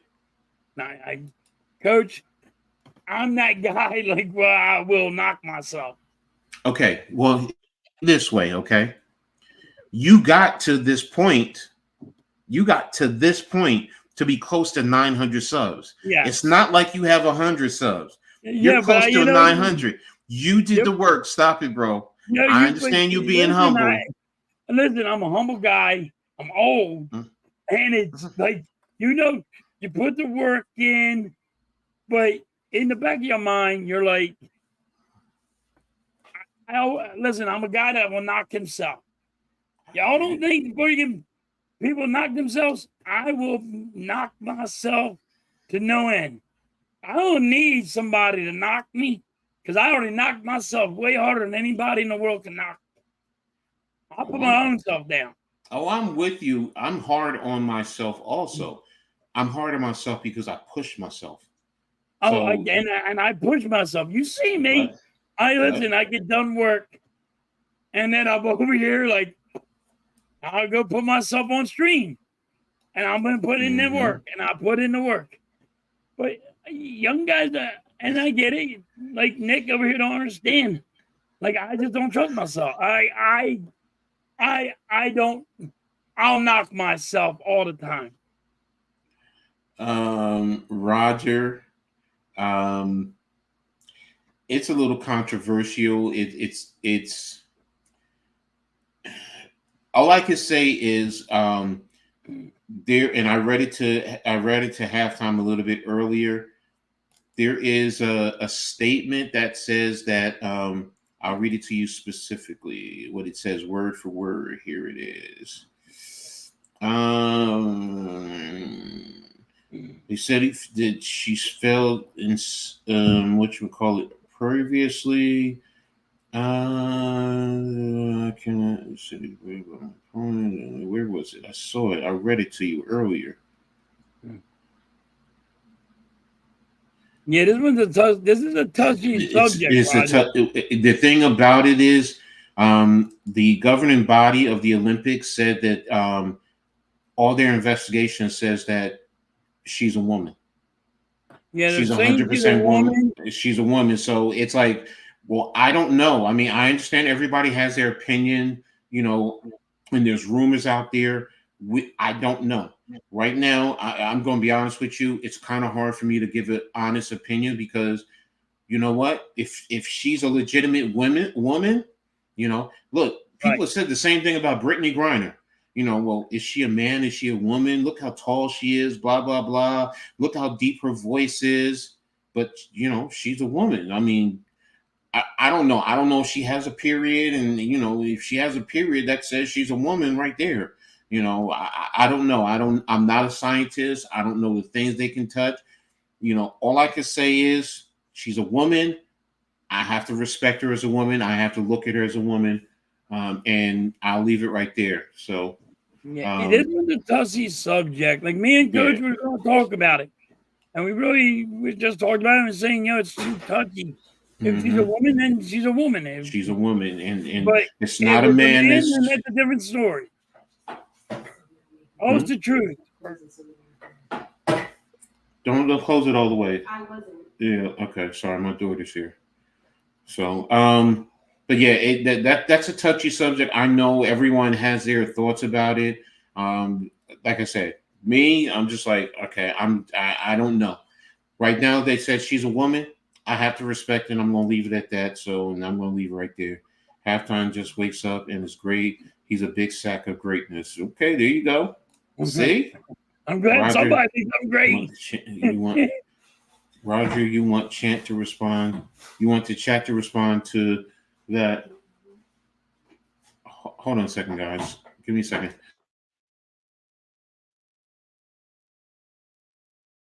Hey, if you guys want to respond, you guys can respond.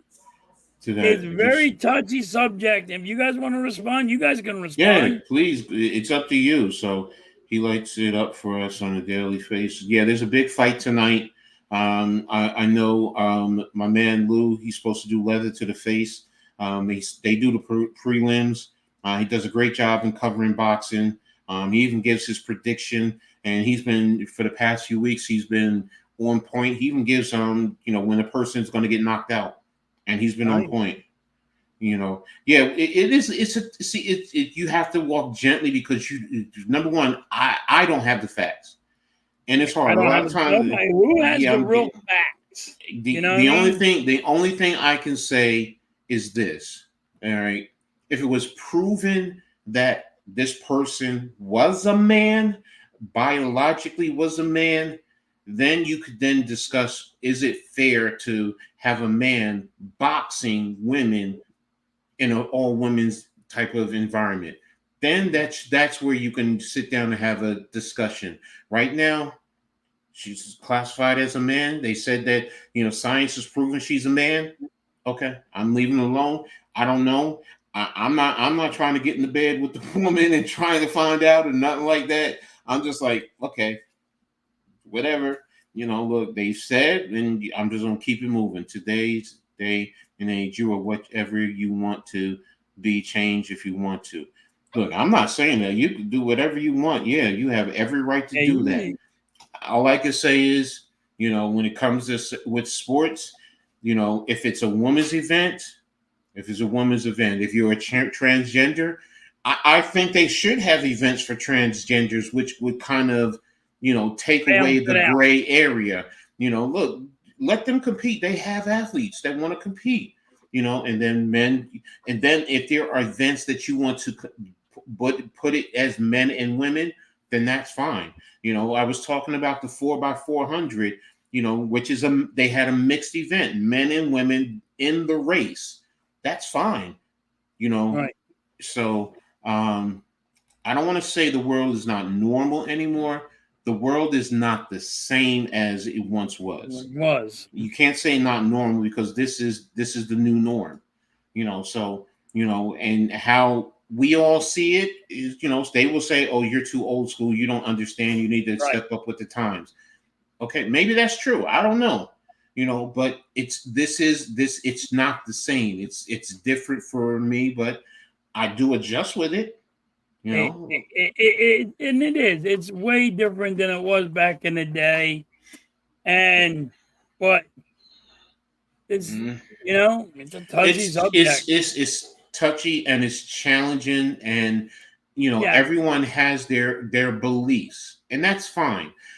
All I say is, what, you're entitled to your beliefs as long as you're not spewing hate, and as long as you're not trying to hurt someone.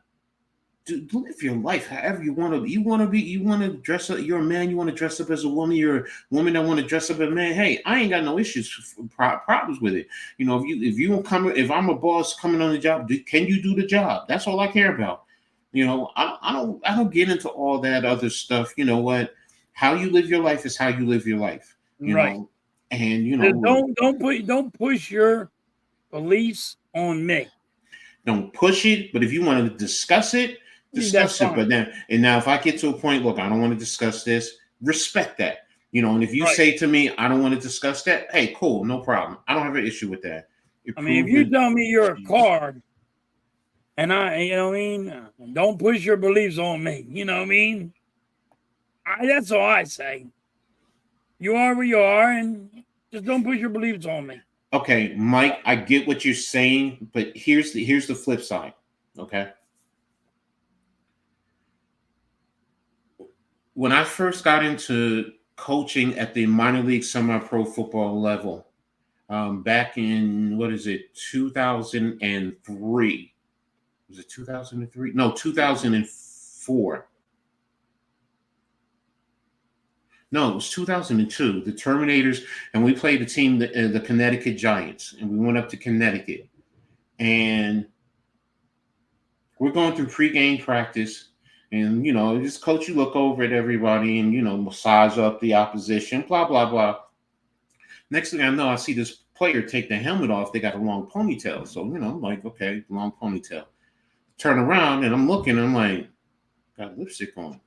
So I'm looking. I'm like, this player looks like a woman. Now I knew the head coach, so I was like, Tim, can I talk to you for a second? He was like, yeah, what's up, Ed? I was like, is number 30 a female? He's like, yeah, we have a female on our team and she could play.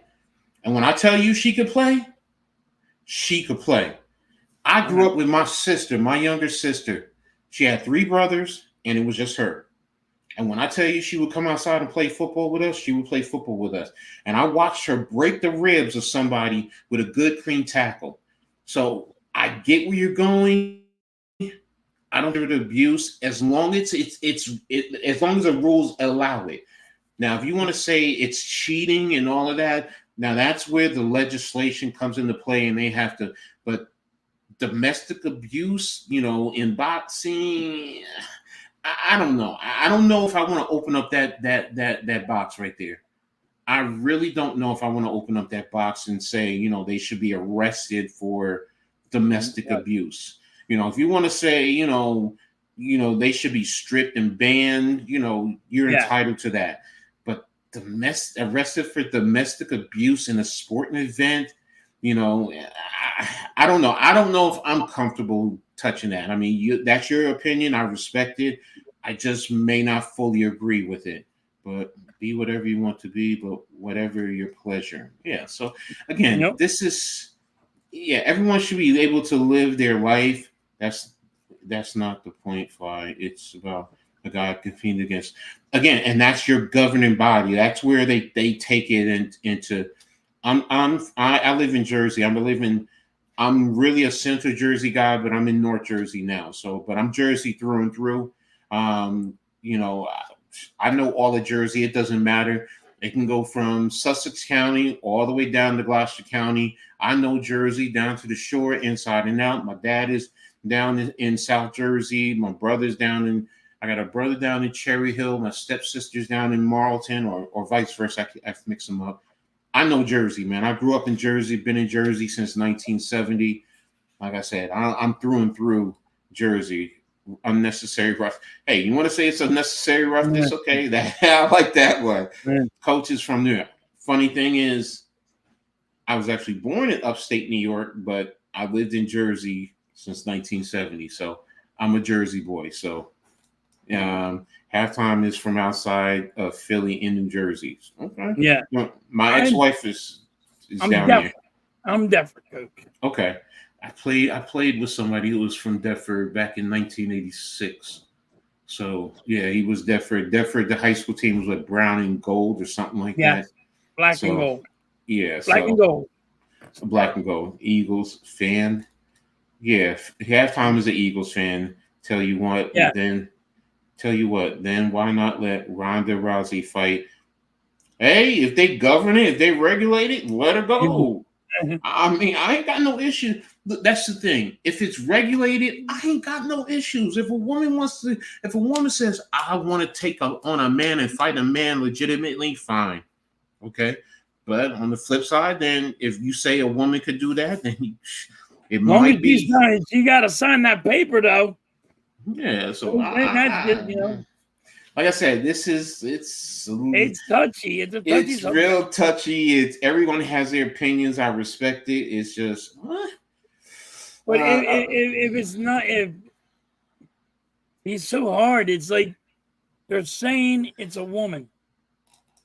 You're saying that she's a woman. She's a woman. If it's deceitful, but that goes into regulation. That's where it's not a crime. That's what I'm saying.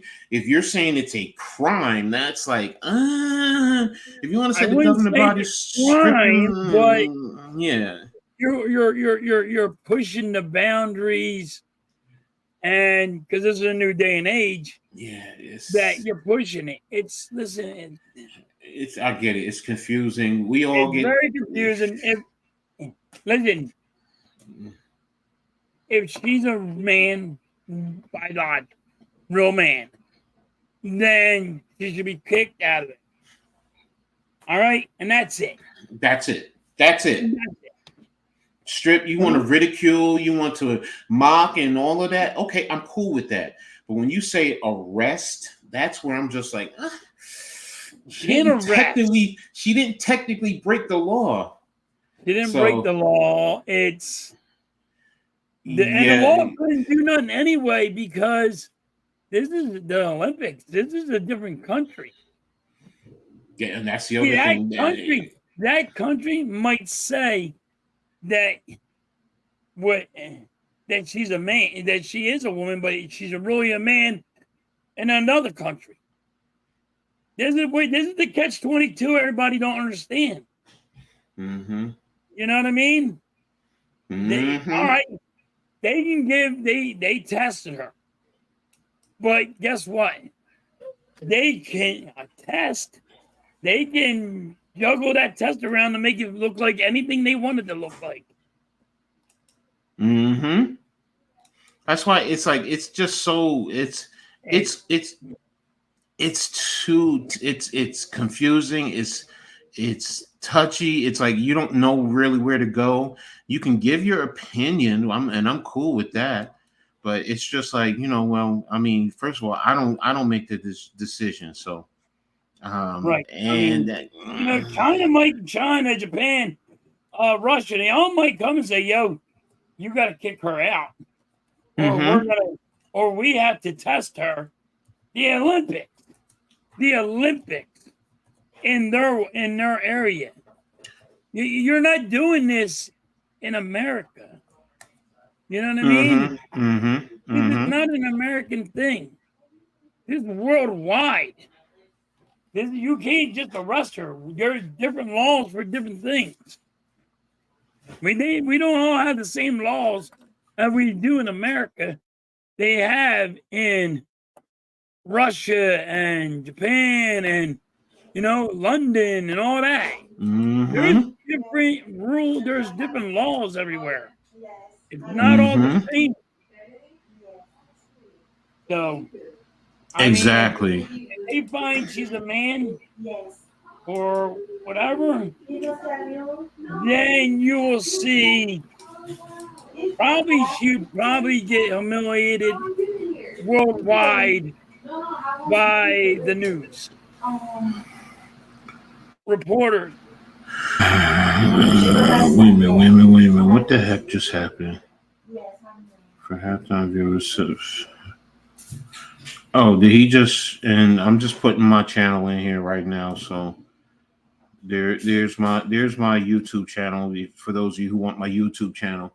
So, but yeah, matter of fact, yeah, everyone, subscribe to Halftime. I just put his link in the channel. My channel is there, and also the Hardcore Sports Network. Make sure everybody hits the like button when you subscribe. Hit the notification so you know when we post new content, and just also sharing all social media platforms. It really helps us out. We really appreciate it, and we're thankful for you guys doing that. So, but um, Let's get Coach up to 600. I want to see Coach get 600. look, I'm taking it little by little. I need to That's what improve I my did, Coach. game. Yeah. Listen, I do. I look at like 50 subs every time. That's my goal. 50 subs every time. I Exactly. even Mitch goes, "Why is your goal so small?" Because I don't got big goals. My goals are not as big as yours are. I guess I don't. I go small, and I fight that. I climb that ladder. If I ever get there, I get there. My cousin was a Deptford High from 75 to 79. Look him up, Danny Green. His name is in the South Jersey Hall of Fame. Okay. Yeah, All right. Coach has his own channel, but they both are part of Hardcore Sports. Yeah, I'm part of Hardcore. I'm, part of a few different networks. So, Yep. I mean, excuse me, guys. Um, then why do they have WNBA and not the NBA? Again, everyone is different. You can't put all sports together. Again, you want to be technical right now. One of the big things is flag football that's growing, and they have girls and boys competing together. So I get it. There's the WNBA and the NBA, and that's the way it is. And but it's a new day. It's a new era. Like I said, things are a lot different. So, halftime. Have you ever been to Sports Depot in Runnymede? It's a giant store with all It's Philly gear. Okay. Yes. I have been there, yes. I don't know. My buddy owns that. His name is John Demara. Nice. Oh, okay.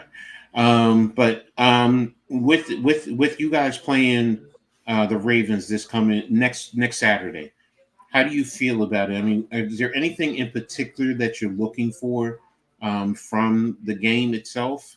Are you looking for I'm Saquon to excited about play? seeing the rookies on the corners. Mm-hmm. I'm excited to see how Vic Fangio, because he Mm-hmm. said his defense is different than, because we call it the bend but don't break defense, I call it. Mm-hmm. And he says he plays it way different. Mm-hmm. So I'm excited to see what he can do. Mm-hmm. And then I want to see how we run our offense. Okay. Are we going to be going? Are we going to pass it more to the tight ends than the wide receivers? Because Kellen Moore loves using the tight end. Or how the Eagles are going to look since we have a new offensive coordinator and a new defensive coordinator. Mm-hmm. Mm-hmm. I mean, you're not going to use your starters. I get that. But the offense and the defense, I don't care what players you got in there, you're going to look the same. Mm-hmm. Mm-hmm. So the scheme is not going to change. The players are not going to be, you not have your starters, but the scheme is still going to be the same. I'm looking for the scheme. Got you. Got you. So it See. could tell me, and that scheme will tell me, even win or lose, it don't matter if we lose, but it will tell me how we're going to look. You got to be kidding me, Yankees. Yankees are losing? No, they're winning 8-3. It's the top of the ninth. And right now the bases are loaded for Toronto. Oh, wow.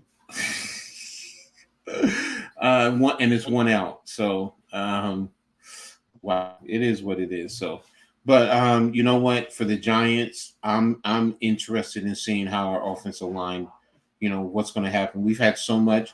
I mean, you just brought in Frank Van Roten, who actually was with the Raiders last year. He played next to Jermaine Illuminor, who's now the right tackle for the Giants. You Because got Runyon Jr. too, right? yeah, Runyon Jr. is actually now, they had him at the right guard, but now because you brought in Van Roten, they moved him to the left guard. Originally, Evan Neal was supposed to be the right tackle, but he's on the pup list. So, and right now he doesn't even have a guaranteed starting spot. He has to come back and earn it. So, do you think what's up, Dan? Do you think you're gonna play your starting offensive line? Yes. Even if it's the first game, even if it's a couple of series, I'm expecting them because you have to develop a certain level of continuity. You guys are different. So it's a little bit different. Other than Kelsey being gone. I mean, you guys know each other. So, what's up, Bruce? Thanks for tapping in. What's up, Bruce? So, with us, the only spot that's or two spots that are the same, is our left tackle with Andrew Thomas, and then our starting center, JMS. But right now he's hurt, so I don't even know if he's going to play next week. We have to wait and see. So that's the other thing. There's just so many different injuries that seem to be happening with our offensive line. So it's just like, but we brought in a lot of veteran guys. You got Stinney, who was with Tampa Bay.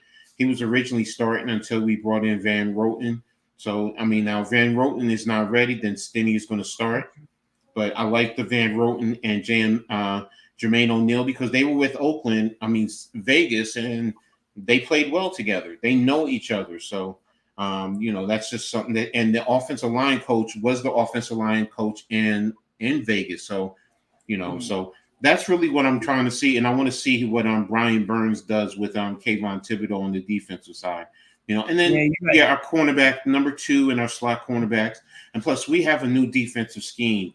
where, Wink last year was heavy blitz, where this guy came from Tennessee. He's going to play a lot more zone, and he's going to mix it up, and he's going to try and get pressure with 4. But, you're going to see stunts and a lot more twists. So, that's what I'm looking at. Spider-Man as more of he's gonna be more of like a spy, ain't he? Who, Burns? Yeah. No, Burns is going to be You just think he's going right after the quarterback all the time? Yeah, he's going to play outside linebacker, but he's going to be he's going to drop in coverage, him and Kayvon on occasion. You can leave right there. But their main job right now is to get pressure on the quarterback. So, all right. So, but that was a good move for you guys to get Burns. No, exactly. But here's the thing, and I say this to everyone, in Giants land, a lot of them are going crazy over so many different things with the Giants. If we had to re-sign Saquon Barkley, we wouldn't have been able to bring in the guys we did on the offensive line, right? And we wouldn't have been able to get Burns, right? So it was one or the other. If you want an offensive line, and you guys said, "Oh, we need an offensive line," then you couldn't sign Barkley. Exactly. You just couldn't. It was too much money. You went and got. I mean, you really guys went and got a lot. You got big boys going in there, coming in to help out. Got veterans too. That's the other thing. In the past, it was a lot of rookies. Now you have veterans, and that's the thing. You're trying, because number one, you're really trying to see what you have in Daniel Jones. You're giving him a number one receiver. So if the receivers work out well, and you give him an offensive line, and he can show whether he is the future of this organization or not. That's what it boils down to. And his first year, you had one coach, and then you fired him. Then you bring in another coach. Oh gosh, with the offensive coordinator who Dallas basically discarded. And they were like, "Yeah, you want to take him to New York? Go right ahead." You ruined him, and you made him gun shy. And then you brought in Dable, and dealing with injuries. And I get why Giants fans are fed up and they're ready to move on. I get it, Bruce. As far as NFL, I'm a Giants fan. It's Giants number one, Steelers number two. Grew up, my dad's a Steelers fan, so I remember the Steelers of the '70s until he took me to see the Giants and Steelers play in Jersey, and that's when I was like, "Oh, Jersey has the NFL team. Okay, I'm a Giants fan," and that was in '79, Phil Simms' rookie year. So, hey, halftime, you see your boy Pache went to the Marlins. Yep. Okay. Pache, he is going, and he's not a good hitter. His defense wasn't that good either. Do I feel it was good business-wise? Here's the thing, okay? And that's the thing. I'm not just a fan just because I'm a fan. I look at the full picture. The business side of it, economically, what does it allow you to do? As well as the full picture. I also think, to be brutally honest, Dable is not big on dynamic running backs. Look what he did in Buffalo. He wants to use running back by committee. With Saquon, you had to delegate a little bit more and put more emphasis in. And I understand why. He's that dynamic. But where this organization is as a team, the biggest issue, everyone talks about the quarterback. And I'll say it again. Everyone can say the quarterback is the most important position in football, blah, blah, blah, blah, blah. The most important position unit group is the offensive line. You cannot do anything. You can't run the football. You cannot pass. Your defense is coming in and out because you're going off the field very quickly. You can't do anything without an offensive line. You need to get that settled. If you can't get that settled, I don't care if it's Patrick Mahomes. I don't care if it's Josh Allen. I live by, as a defensive coordinator, when I scouted teams and I saw they had a weak team, I said, it's time to eat, fellas. Let's get good hits on the quarterback. I want good, clean hits along with sacks and everything else, because you get good hits, you can take them out of the game, or you can force them to be Sam Darnold. I'm seeing ghosts out there. That basically means he's gun shy. So or as is far he as or another one? He's hearing footsteps. yes, exactly. So as far as Saquon Barkley, I didn't want to see him go to the Eagles. Of course not. Would I've wanted him to go to the Texans, which was the other rumor? Of course. But I get Saquon's point. Am I mad at Saquon for doing what he felt is a business decision for him? No. I'm not like a lot of other Giants fans. It's not that I don't care about the Giants. I'm not that extreme where it's F Saquon because you sold out. No, this man made a business decision what's best for him. All right. And I tell a lot of Giants fans this story. I said, I'm used to this with Saquon. And they're like, what do you mean by that?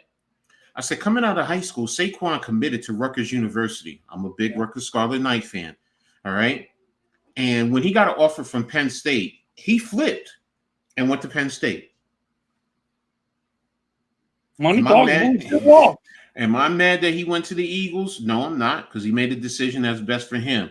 He's from Eastern Pennsylvania, or went to high school in Eastern Pennsylvania. He's really from the Bronx, New York. I don't care what nobody says. So, but he went to high school in Eastern PA. He went to college in Central Pennsylvania. Hello? Yep. Halftime, do everyone a favor and don't stream Philly tonight. Just kidding. Every time I stream the Phillies, they lose. They better be better. Danny Dimes is a bun. Hey, a lot of people feel that way. I see some talent there. I just feel like his head. Here's the thing, and I say this all the time, and it probably would happen. He probably will go somewhere else, and he'll play a whole lot better. And everyone will say, "Oh wow, the Giants were stupid." Do you know how many people have said the Giants were stupid for letting Saquon Barkley go? But then when it was here, you can't just have a running back and nothing else. Which is it? I had a question for you. I didn't mean to cut you off, but I had a question for you. So you went and got Spider-Man. Mm-hmm. How pumped are you to have him? Now, I know he's not LT, but if you really watch his game, I'm gonna say this dude studied the way LT played, because he kind of plays and I hate using like pulling a guy that's a Hall of Famer out on a player that's playing now. But he kind of looks the way he plays, that ravished dog, that mentality that LT used to play. And to me, he seems like he studied a lot about LT. Because you're a coach, you know a little bit, plays better, and you feel the same way of him, that he has some glimpse. There are some things that he does as a pass rusher that, you know what? Yes. Now I have not seen him take an offensive lineman and hump him. And what I mean by hump him, I mean it's just literally lift him off the ground and throw him out the way. I have not seen him run through a running back. The thing that he also has to do, he has to be better in the run game. Teams can run at him and take him out. You can watch him. There were times that you would run at LT and LT would eat up the blocks and still make a play on them. So, yes, in pass rushing situations, yes, he can explode off the edge once he gets the edge on the offensive lineman and close on the quarterback and make a great play in the sack. Yes. That's why I say glimpse. That's why I was saying glimpse. Not you. You don't see him being like LT, take one guy, put him on his arm, and throw a 300-pound man like he's nothing, and still take this one arm and tackle the quarterback. I don't think you'll ever see that again. No. As great as LT was. I'm just saying glimpses, like he watched, like this guy is trying to.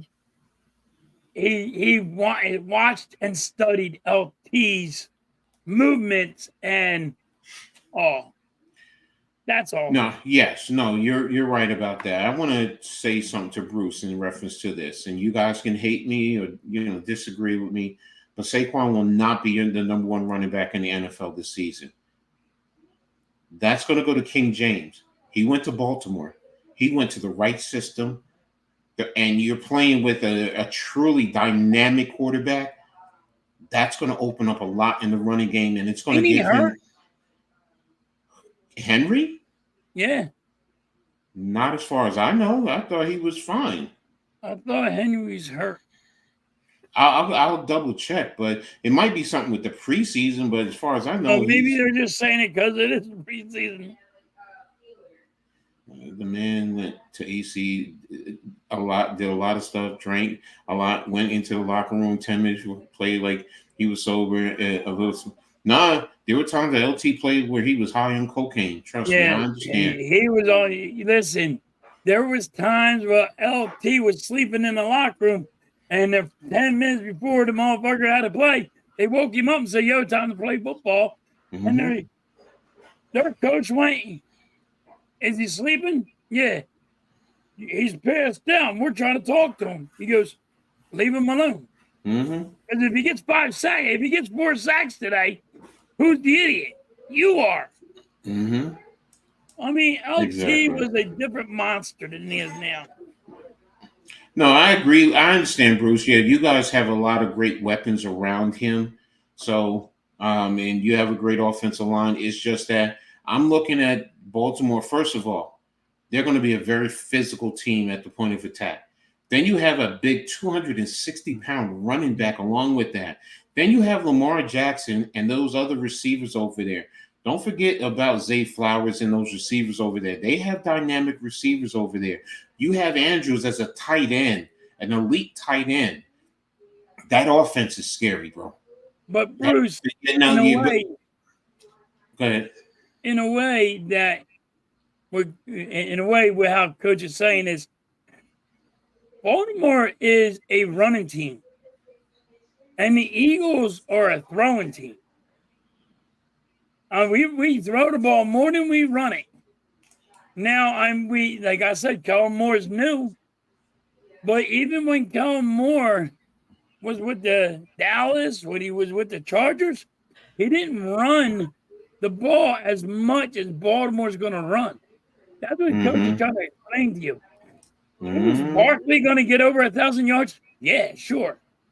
Everybody eat better. Here's the thing, though. As Giants fans, one thing that we know about Saquon, sorry, guys, you have to be concerned about injuries with him. Yep. You really do. I don't want to put that on him. I never want to see injuries on anyone, but I also have to be honest and I have to be real. I still remember that Chicago game where it was year 3, and he just jumped and went to the sideline, came down and blew out his knee. And but your offensive line does not help. No, it didn't help. But see, he didn't get hurt because of the offensive line. He got a lot of negative yardage, but he had things, look downfield and had a guy roll up on him. That's what I'm getting at. His injuries were not because of the offensive line. So it could be, he could be running in the clear and just boom, step and twist his knee and he's down. So that's what I'm getting at. So, do I want to see him play the whole season to see what he can be? Sure. But I feel they always have a lot of injuries in the NFL. Yeah, it is. It's one of the most physical sports. That, hockey, and boxing. Those sports are just brutally, to be honest, they're physically demanding. So, and you're always going to see that. So, anything else with the NFL? Because there's one other thing that I know we definitely want to talk about. Damn, I had to change the banner. Damn it, Ed. We haven't gotten to it, so here it comes. The best way to keep romance alive in your relationship. And that's important. That's really important. It's very hard when you're always working. Yeah. Yeah. So, but as one who's Had a lot of relationships. I've made a lot of mistakes in relationships. Um, but I've always felt that that was something that oh yeah, let me see. Coach, don't say that, coach. You just said injury was part of no, it is a part of the game, but what I'm saying is in terms of Saquon, we like people killed Daniel Jones about injuries. Saquon Barkley was hurt with with the Giants too. So, and that's just a fact. So I hope Bryce has a home run tonight and breaks out of He his better slump. start hitting, Bruce. Yeah. So, but getting back to the best way to keep romance alive in your relationship, what have you and Mrs. Halftime done in your relationship to keep romance alive? And I'm not talking about sex or anything like that. I'm talking No, about true romance. Now, I'm saying that to the audience. People, don't think I'm talking about just sex and have sex. No, romance is something more that to me is it's a different level. It like Miss Halftime, I'm gonna tell you, I'm not no romantic guy. I'm not. Hey, it's very hard, but because especially when you have kids, it's very hard to have that romantic, one-on-one time. It's you got to find that way. You got to find that time. Like if you go to the room and just want to talk adult time, it's very hard and it's very difficult for that kind of stuff. Like we try to find something a little bit here and there, but it's very hard. It's people struggle over that. That's some of the time. Some of the reasons why there's always a somebody getting divorced or something because of it. Make sure you're the one that you're with is your best friends. You got to make sure you guys are best friends. That's all I can say. Hold on, Halftime. Give me 1 second, guys. All right.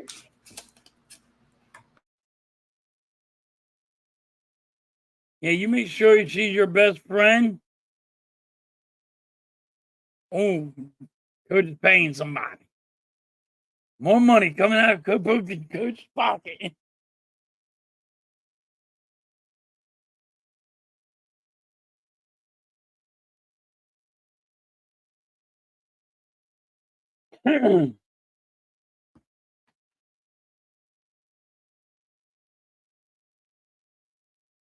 Yeah.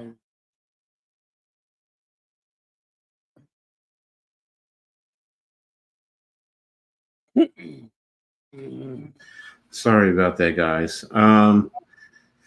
Let me text this to her. Yeah, I wanted to go over this. Like, Bruce, Ms. Halftime hates sports. He only likes the Flyers, and we still get along. You got to make sure your girl, you're the best friends. I'm telling you, you want your girl, you want to keep your wife, you want to keep your girlfriend, make her your best friend. Yes. Yes, you're going to go out with your boys, but you make sure she's top. She's your top friend. Everybody else is second. That's how you're going to keep it going. If not, your relationship is not going to last. Here's what the different things that I think. Okay, number one, when my true love, when she and I were dating, when we had our first child, we were young. All right, we didn't have our next child until 7 years later. But during that time frame, even if it's something that's sitting down and watching TV together, that's something that you want to do is romantic.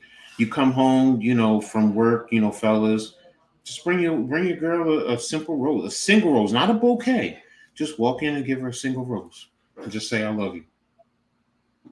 Simple things like that. Yeah, they want you to sometimes contribute with the household, cook them dinner, rub their back. Mike said it best right here too. This great one. I polish her nails so she can scratch my back. Fellas, take your girl's hand. You ain't gotta be the greatest, babe. Here, let me just polish your nails, a little bit, just because I love you.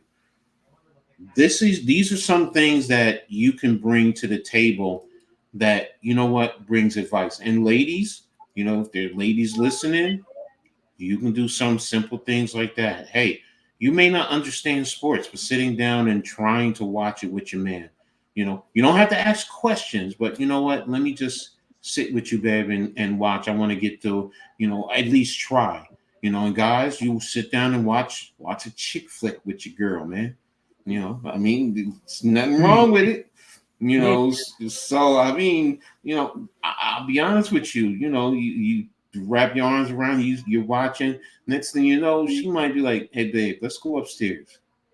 So it's Yep. just like, oh, wait, what about the? Nah, let's go upstairs.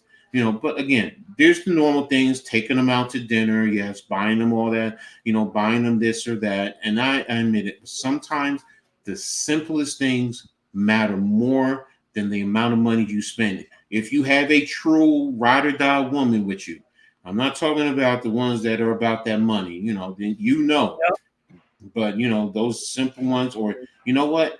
You're at work, you text her, "Hey babe, how's your day going? Just thinking about you. I love you.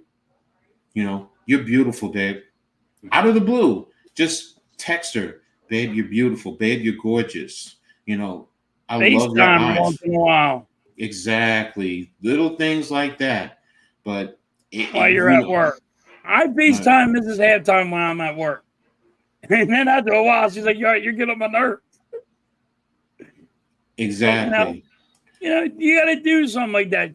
You gotta find the spice. You gotta spice it up a little bit. Exactly. And again, these are some of the simplest things. A simple conversation. "Babe, tell me about your day. What was going on?" Fellas or ladies and gentlemen, Google um, conversational starters or questions or things of that nature just to start a conversation with your significant other. The point being is put in the time to show your significant other that you really care about them and their well-being.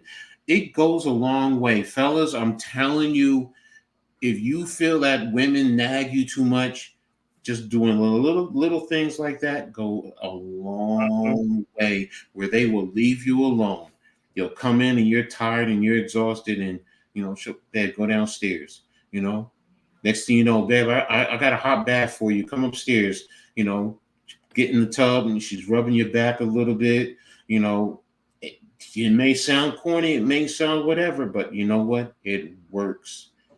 Things like that. Or you do the same thing for her. Give her a hot bath, put some candles around, put some soft music on. "Babe, I got the kids. You worked hard today. And I Yep. know you could be tired. You could be dead tired. But you know what? It works.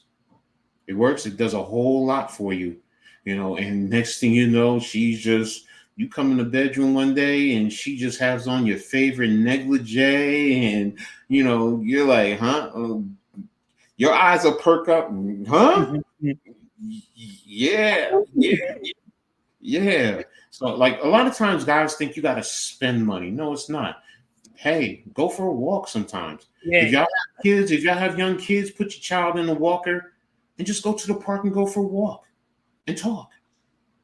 You know, it's spending some form of quality time.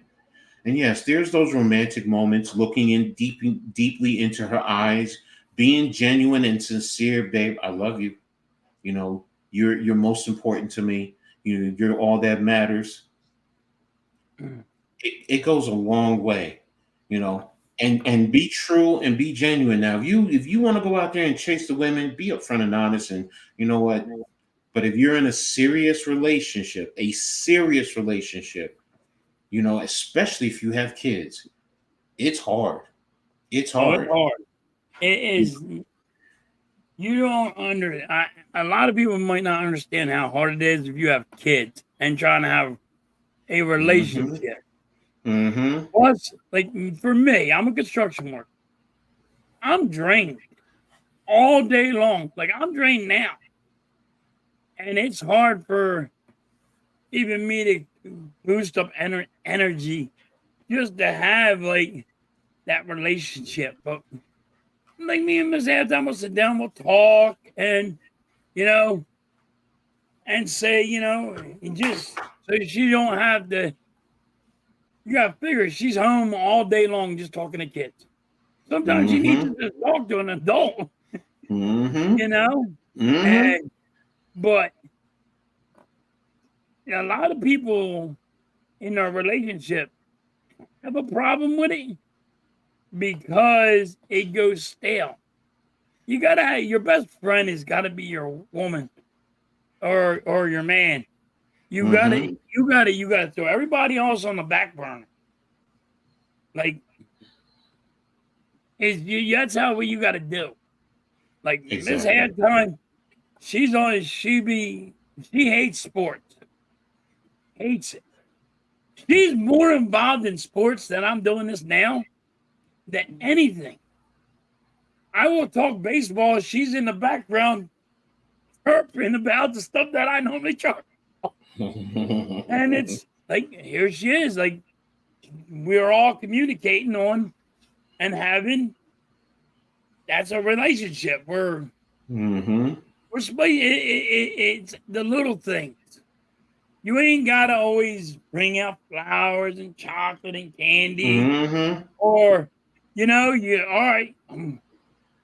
No, you just do the littlest things. Good morning. I Exactly. woke up. I had some stuff to do. Got a breakfast. Did she want it? No, but she got it, and she's like, "Oh, okay." He thought of it. He was thinking of me. Those Mm-hmm. little things is saying, "Oh, he thought of me without me wanting this." Exactly. Exactly. You go get her stuff from the store that she says, "All right, I don't want this," but you know in your mind she wants it, Mm-hmm. so you Mm-hmm. go get it. And then Mm-hmm. she's like, "Oh, well, he thought of me more than I." I think about the kids. I think about him, and I try to keep it going. But Exactly. that's what you have to do. You know, just something that for her, Mm-hmm. knowing that you're thinking always of her, or you're always thinking of him. Your device is powering on. Ooh, In sorry. an emergency, press and Sorry. Go hold ahead. the Go ahead. help. We got an emergency going on. Press and Nah, hold the it's shield it's button it's on the it's side like a of your life alert device. button. So Oh, and it was off the charger. So and I just oh. when you put it back on, that it just So goes through yeah, that. it's when you have a family, it's very difficult. It's very hard. You guys are going to be stressed out over it. You guys are going to probably fight over it sometimes when you have kids and you're working 16-hour days. You'll fight over that. You just got to make sure they're first. Make sure your family's first always. That's how you keep it going. I fully agree with you. Halftime. I mean, and it's the little things. It's the effort Yes. for the little things. If you Yes. put that effort, as John Heem said in that song, you got to put your woman first, and that is so true. You're not going to agree with everything. You're going to argue. Hey, look, man. Sometimes an argument That makes it go a long way. it leads to makeup. The best thing about an Mhm. argument is making up. But Yep. you know what? Putting your woman first. You thinking about her. Genuinely apologize when you mess up. And ladies, that goes for you too. Don't act like y'all don't make mistakes too. And us guys always got to be the ones that just gotta shut up and deal with it. We got feelings too. So and that's the thing with both sides. If you truly care about your significant other, it is the effort, and sometimes it's the little things. And you gotta know your partner. You got to know. Some women, yeah, I got to admit, you got to buy them a big diamond ring and they'll be happy. Okay. If you got that type of woman, then you got to do what you got to do. But, in terms of keeping the romance alive, and you build up to it. And next thing you know, you're looking back, you've been with your woman 25, 30 years. And it's like, oh, wow. And you look back at the things that you guys have done. You're going to argue, but Yep. you've also done a lot of things together, going on. You got kids. One thing that, Cappy and I used to do, being that we lived in Central Jersey, but we take our daughter and then our daughters, and we go down to Sesame Place. Simple little thing, little getaway, a weekend getaway. Just go down there, get a hotel, go to the amusement park, let the kids. But sometimes it's just the next thing you know, she's coming up and she's holding your hand. She's rubbing up against you, she's rubbing your arm, because you're putting in the time, you're putting in the effort, you're thinking about the family, and you're also thinking about her. And that's what it boils down to. That's how you, next thing you know, you just got home and like halftime.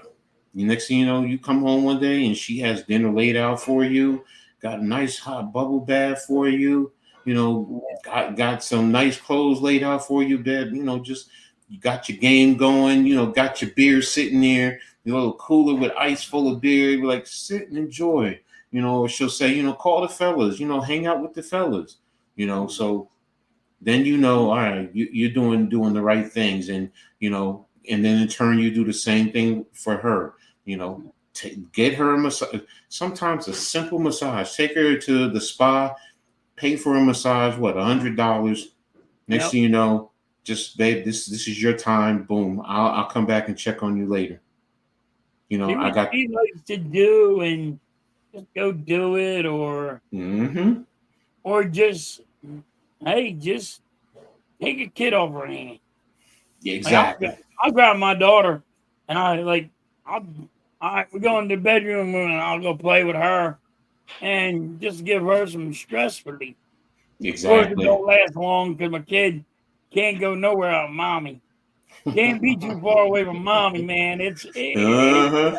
Listen, it's rough when you have kids, but But it's rewarding. Then again, when I got my kids and my kids are, how they cry and they panic. Well, Mama Bear comes out and wants to protect her kids. And I'm like, nothing wrong with your daughter. She's laughing. And no, you're being mean. Also, Mama Bear, you see, Mama Bear's got to stop being Mama Bear too sometimes. That's never going to happen, bro. Stop it. That's never going to happen. No, it won't. But yeah, it's, they, like you said, a massage, a back rub. And then, like, Mrs. Hadnot will give me my back rub, you know what I mean? So, hey. That's the thing. That's the beauty. It's a give and take. That's the thing about, romance is there. And it's not about, like, people think romance is about sex. It's not. Sex is a byproduct. It's a beautiful thing. Don't get me wrong. When you're with the right person. But sometimes those quality times, those quality moments, that's more important and more valuable to me than anything else. Like, I'm telling you now, the love of my life, she's been gone since going on 22 years. What I wouldn't give to have her here right now. Like, she would come up to me, she'd just say, "What's up, big boy? You my big boy." Just little things like that, little nicknames, and it put a smile on my face. So yeah, we had our moments, we had our issues, but it's things like that. And then when they're not there, it makes you see and realize how much you really miss them, and the importance of having good romance, good communication in a strong relationship. That's why I really respect you and Mrs. Halftime. I see it. I can see the love that's there between you guys. And that's the beauty of it. And that's what's most important, for relationships, where people genuinely did that, I think you would have a lot more people staying together in a lot of relationships, And or that's they what would that's what they know, or they what would they have to know do. what to look for in a partner. And then that way you're staying with that one partner. You're not going around, having multiple partners, so, but that's just how I see it, and from my experiences, Yeah, you make you good you and you bad. make your woman your best friend. That's Exactly. You the said problem. People are like, "Oh, I'm gonna go hang out with my boys. I'm not messing with this girl today." No, Mm-hmm. you got your priorities all wrong. That's your No, boy. yeah, He's no, always gonna be your boy, but your ex- woman could always be your best friend. yes. There's a difference, and I know it don't sound like it. There's a difference. There's a difference. Now, there's a big difference with that. There You is have a to make your listen. You have to make sure she's tighter than tight with you, and then nothing will go wrong. Like you guys won't be separated. But she's Mhm. also going to say, "By the way, get the hell away from me. Go hang out with your friends." Yeah, exactly. Now you're getting on my nerves, Exactly. and you'll hit that point, and you'll be like, "Well, I'm just trying to be this, you know, romantic guy. Enough's enough. Go beat it." Exactly. And, and then you go hang out with your boys, and your boys are like, cool. I haven't seen Exactly. my boys in a couple of months, and when I go see them, we sit down and bullshit for a couple of hours, and they're like, all right, I had enough of you too, so you can go. Exactly. Exactly. Exactly. So, You, but I yeah. mean, your boys don't want to hang out with you all night long either. Mm-mm. Mm-mm. You know what I mean? So it's a give and take. And here's the other thing too. There's one most powerful thing that will keep romance alive in your relationship. You got to be able to trust each other. Oh yeah. Trust is paramount, in your relationships. If she says she's going out with her girls, okay, go ahead. Here, babe, here's some money for you. And she like, no, I don't need any money. Okay, well, make sure the guys take care of you, because look, they're going to get their drink on and flirt with the guys and have the guys buy them a drink or two. Yeah, make Yep. sure they take care of you, get you, but also be careful and don't forget, I'm here. Call me if you need me, babe. And vice versa. Look, I'm gonna go out with the fellas. Yeah, we're gonna look at the girls, whatever, look at her booty and all this and that, whatever. Or if you go to the strip club, you have your certain allotment of money to spend. Don't go over that, but at least you're open and honest. There you go. You want to laugh, Coach? Mm-hmm. Miss Halftime would die laughing if she'll go to the strip club. Go on. He dies laughing. No, my boys are like, dude, your woman says you can go to strip club. Let's fucking go. Exactly. She's laughing. She goes, you don't want to go to that. Why? Because Halftime want to fucking touch. And even though they say no touch, but you're going to show something. No. Now I got you. That's not me.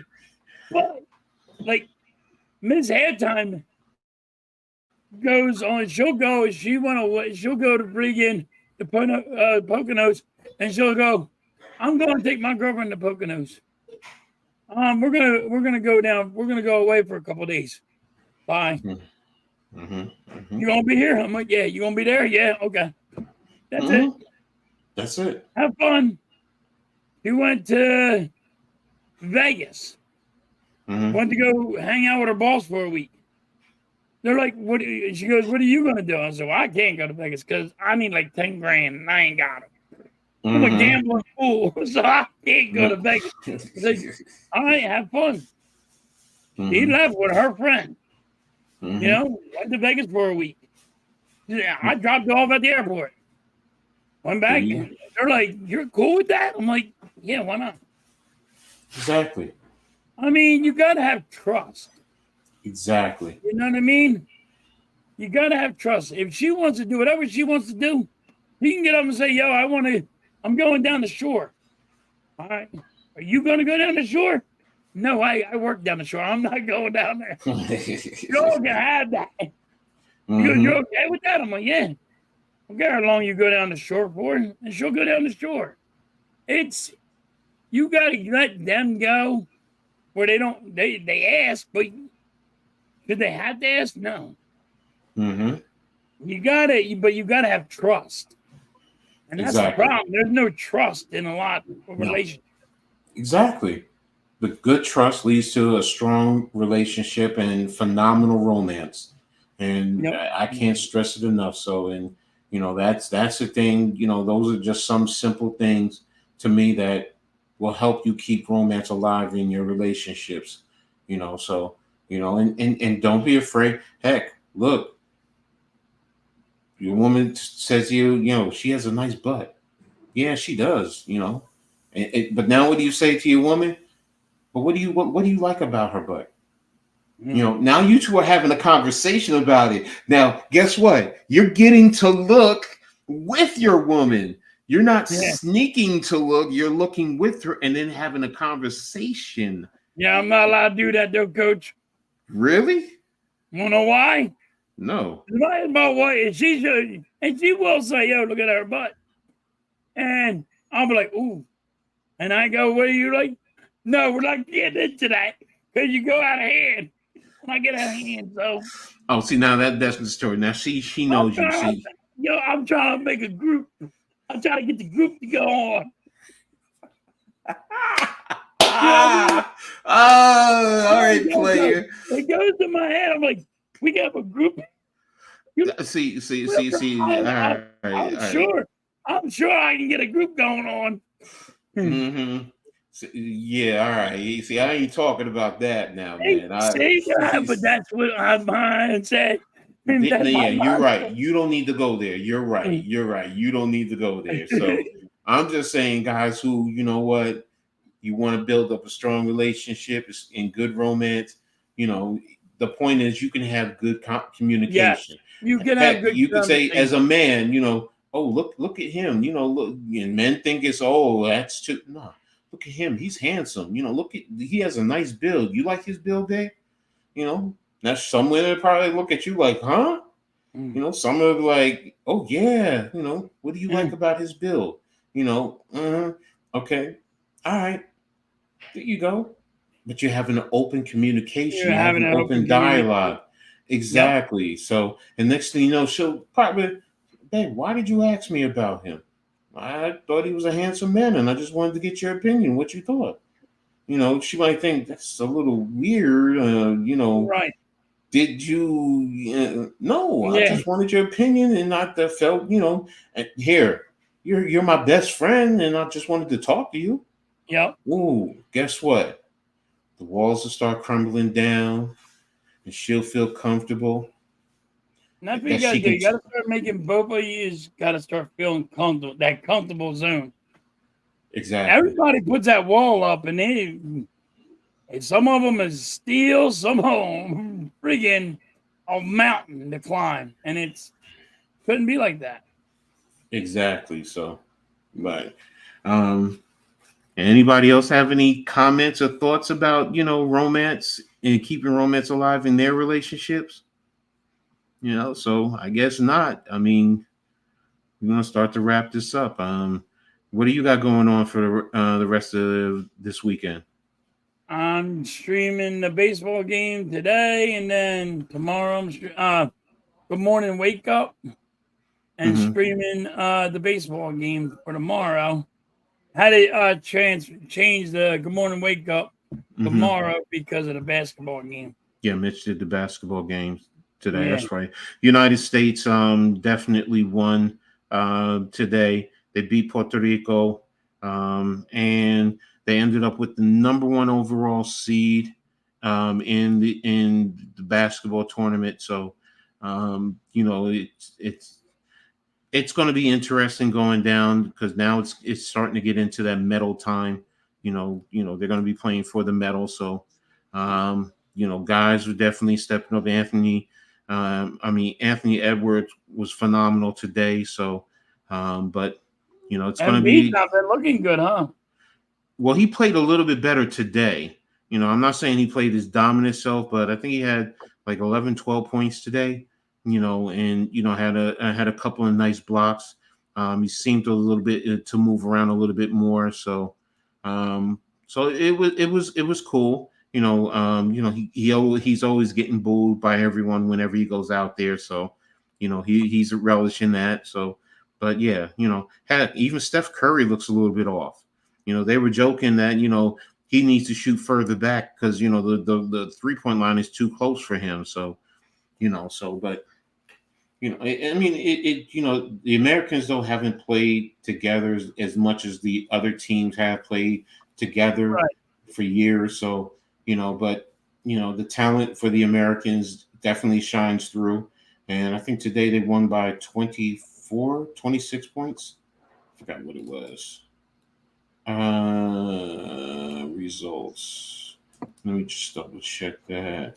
I was hearing that there's not a lot of passing. Like, there should be more passing going on for the Americans, and they're not doing it as much. There were times that they were. That's what they're saying. They were saying, well, it don't seem like it's a team. It seems like because it's like everybody's trying to be that star and friggin' and nobody wants to give up the ball. Yeah, let me see. Full box score for today. Stop it.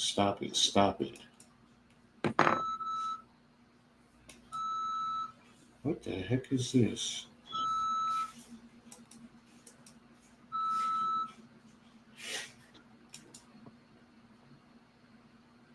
I have no idea what that was. ESPN. Oh, so crazy nowadays. Get these Olympics home results. And box score. And team stats. Here it is. That's what I'm looking for. All right. New York, the United States was 49% field goal, while Puerto Rico was 40, 20, 27 rebounds, 51 assists. The United States had 30 assists today. Oh, all right. Yeah. So 30 assists, 10 steals, 6 block shots. They had 11 turnovers. They were 15 of 20 from the free throw line and 9 of 32 from 3. So, 3-point shooting hasn't been overly well for the United States. So, and for the box score, let me see. Tatum had 10 points. LeBron had 10 points. Joel Embiid had 15 points for Embiid. Brooker 9, Curry 8, Durant 11 points, Adebayo's 3, Davis 10, Anthony Edwards 26, and Halliburton 0 points, and White 2 points. So that's your breakdown in terms of the points. And who had the most assists for the United States? LeBron James had 8 assists. He's been leading them in assists anyway. He's been doing his thing there, so he's been more of a facilitator as opposed to his normal self. So but that's pretty much it, though. In terms of basketball, and that's all we have right now. The women play tomorrow anyway, so we'll see. They play Germany tomorrow, so that's going to be a big game. So see if I can tap in and watch it. So. There you go. So, but you have the baseball today and tomorrow, plus the morning wake up tomorrow morning. Yep. Anything during the week, or you're still tapped in with work? I still got to figure out what's going to happen because I don't know what time I'm going to get home from work. So. Gotcha. Okay. So when and this is what's hard for me, Coach. This is why I always say I never think I'm going to get that 900 is I work so much, I never know if I'm coming or going. Like I don't know when I can stream and when I can't. You know, you got that romantic thing. You know, you trying to. You know, you got your family has to come first before this YouTube stuff. You know, Exactly. so I got you. everything's. I play it by ear.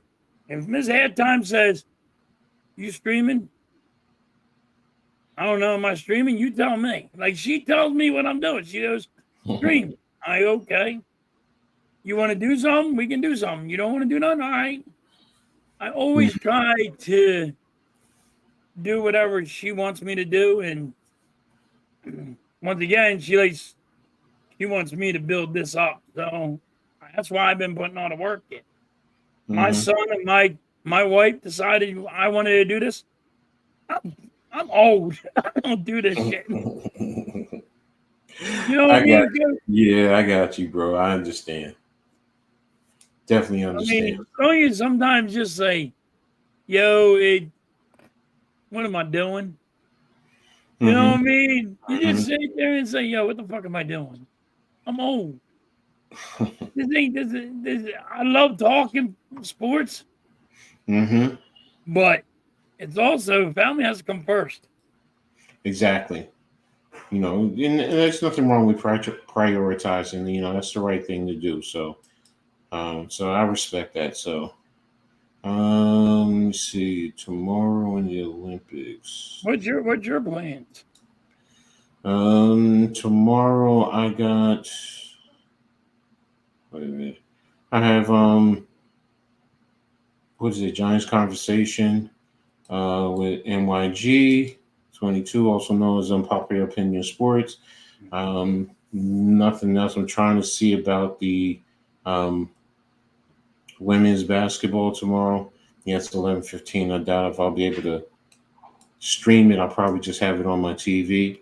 And then Wednesday, Friday, 2 of those days I'm going to be doing the Coach Edd Gladney's a Reading Attack sports show live.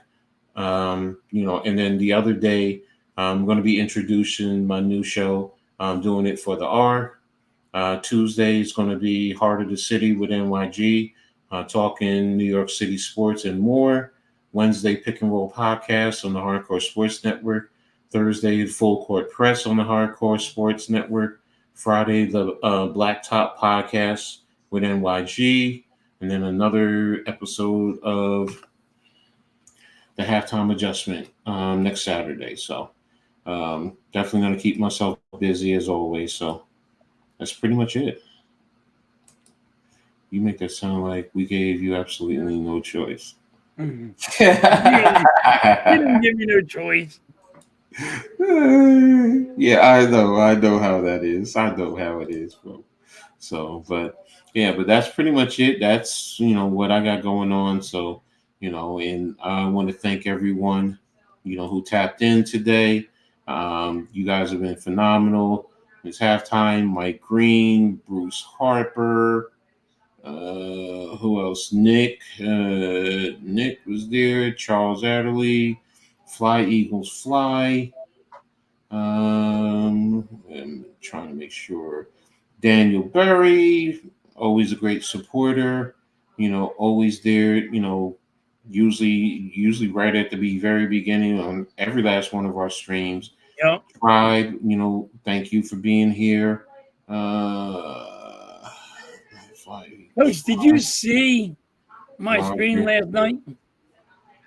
With the Phillies? Yeah. Excuse me, no, I didn't get to see it. I was attacked me with silly string. You would have laughed your ass off, Coach. Oh wow. Oh, he got me good. Like my ear has so much silly string on the one side. He got me good. Oh, that's cool. I can go back and watch it now.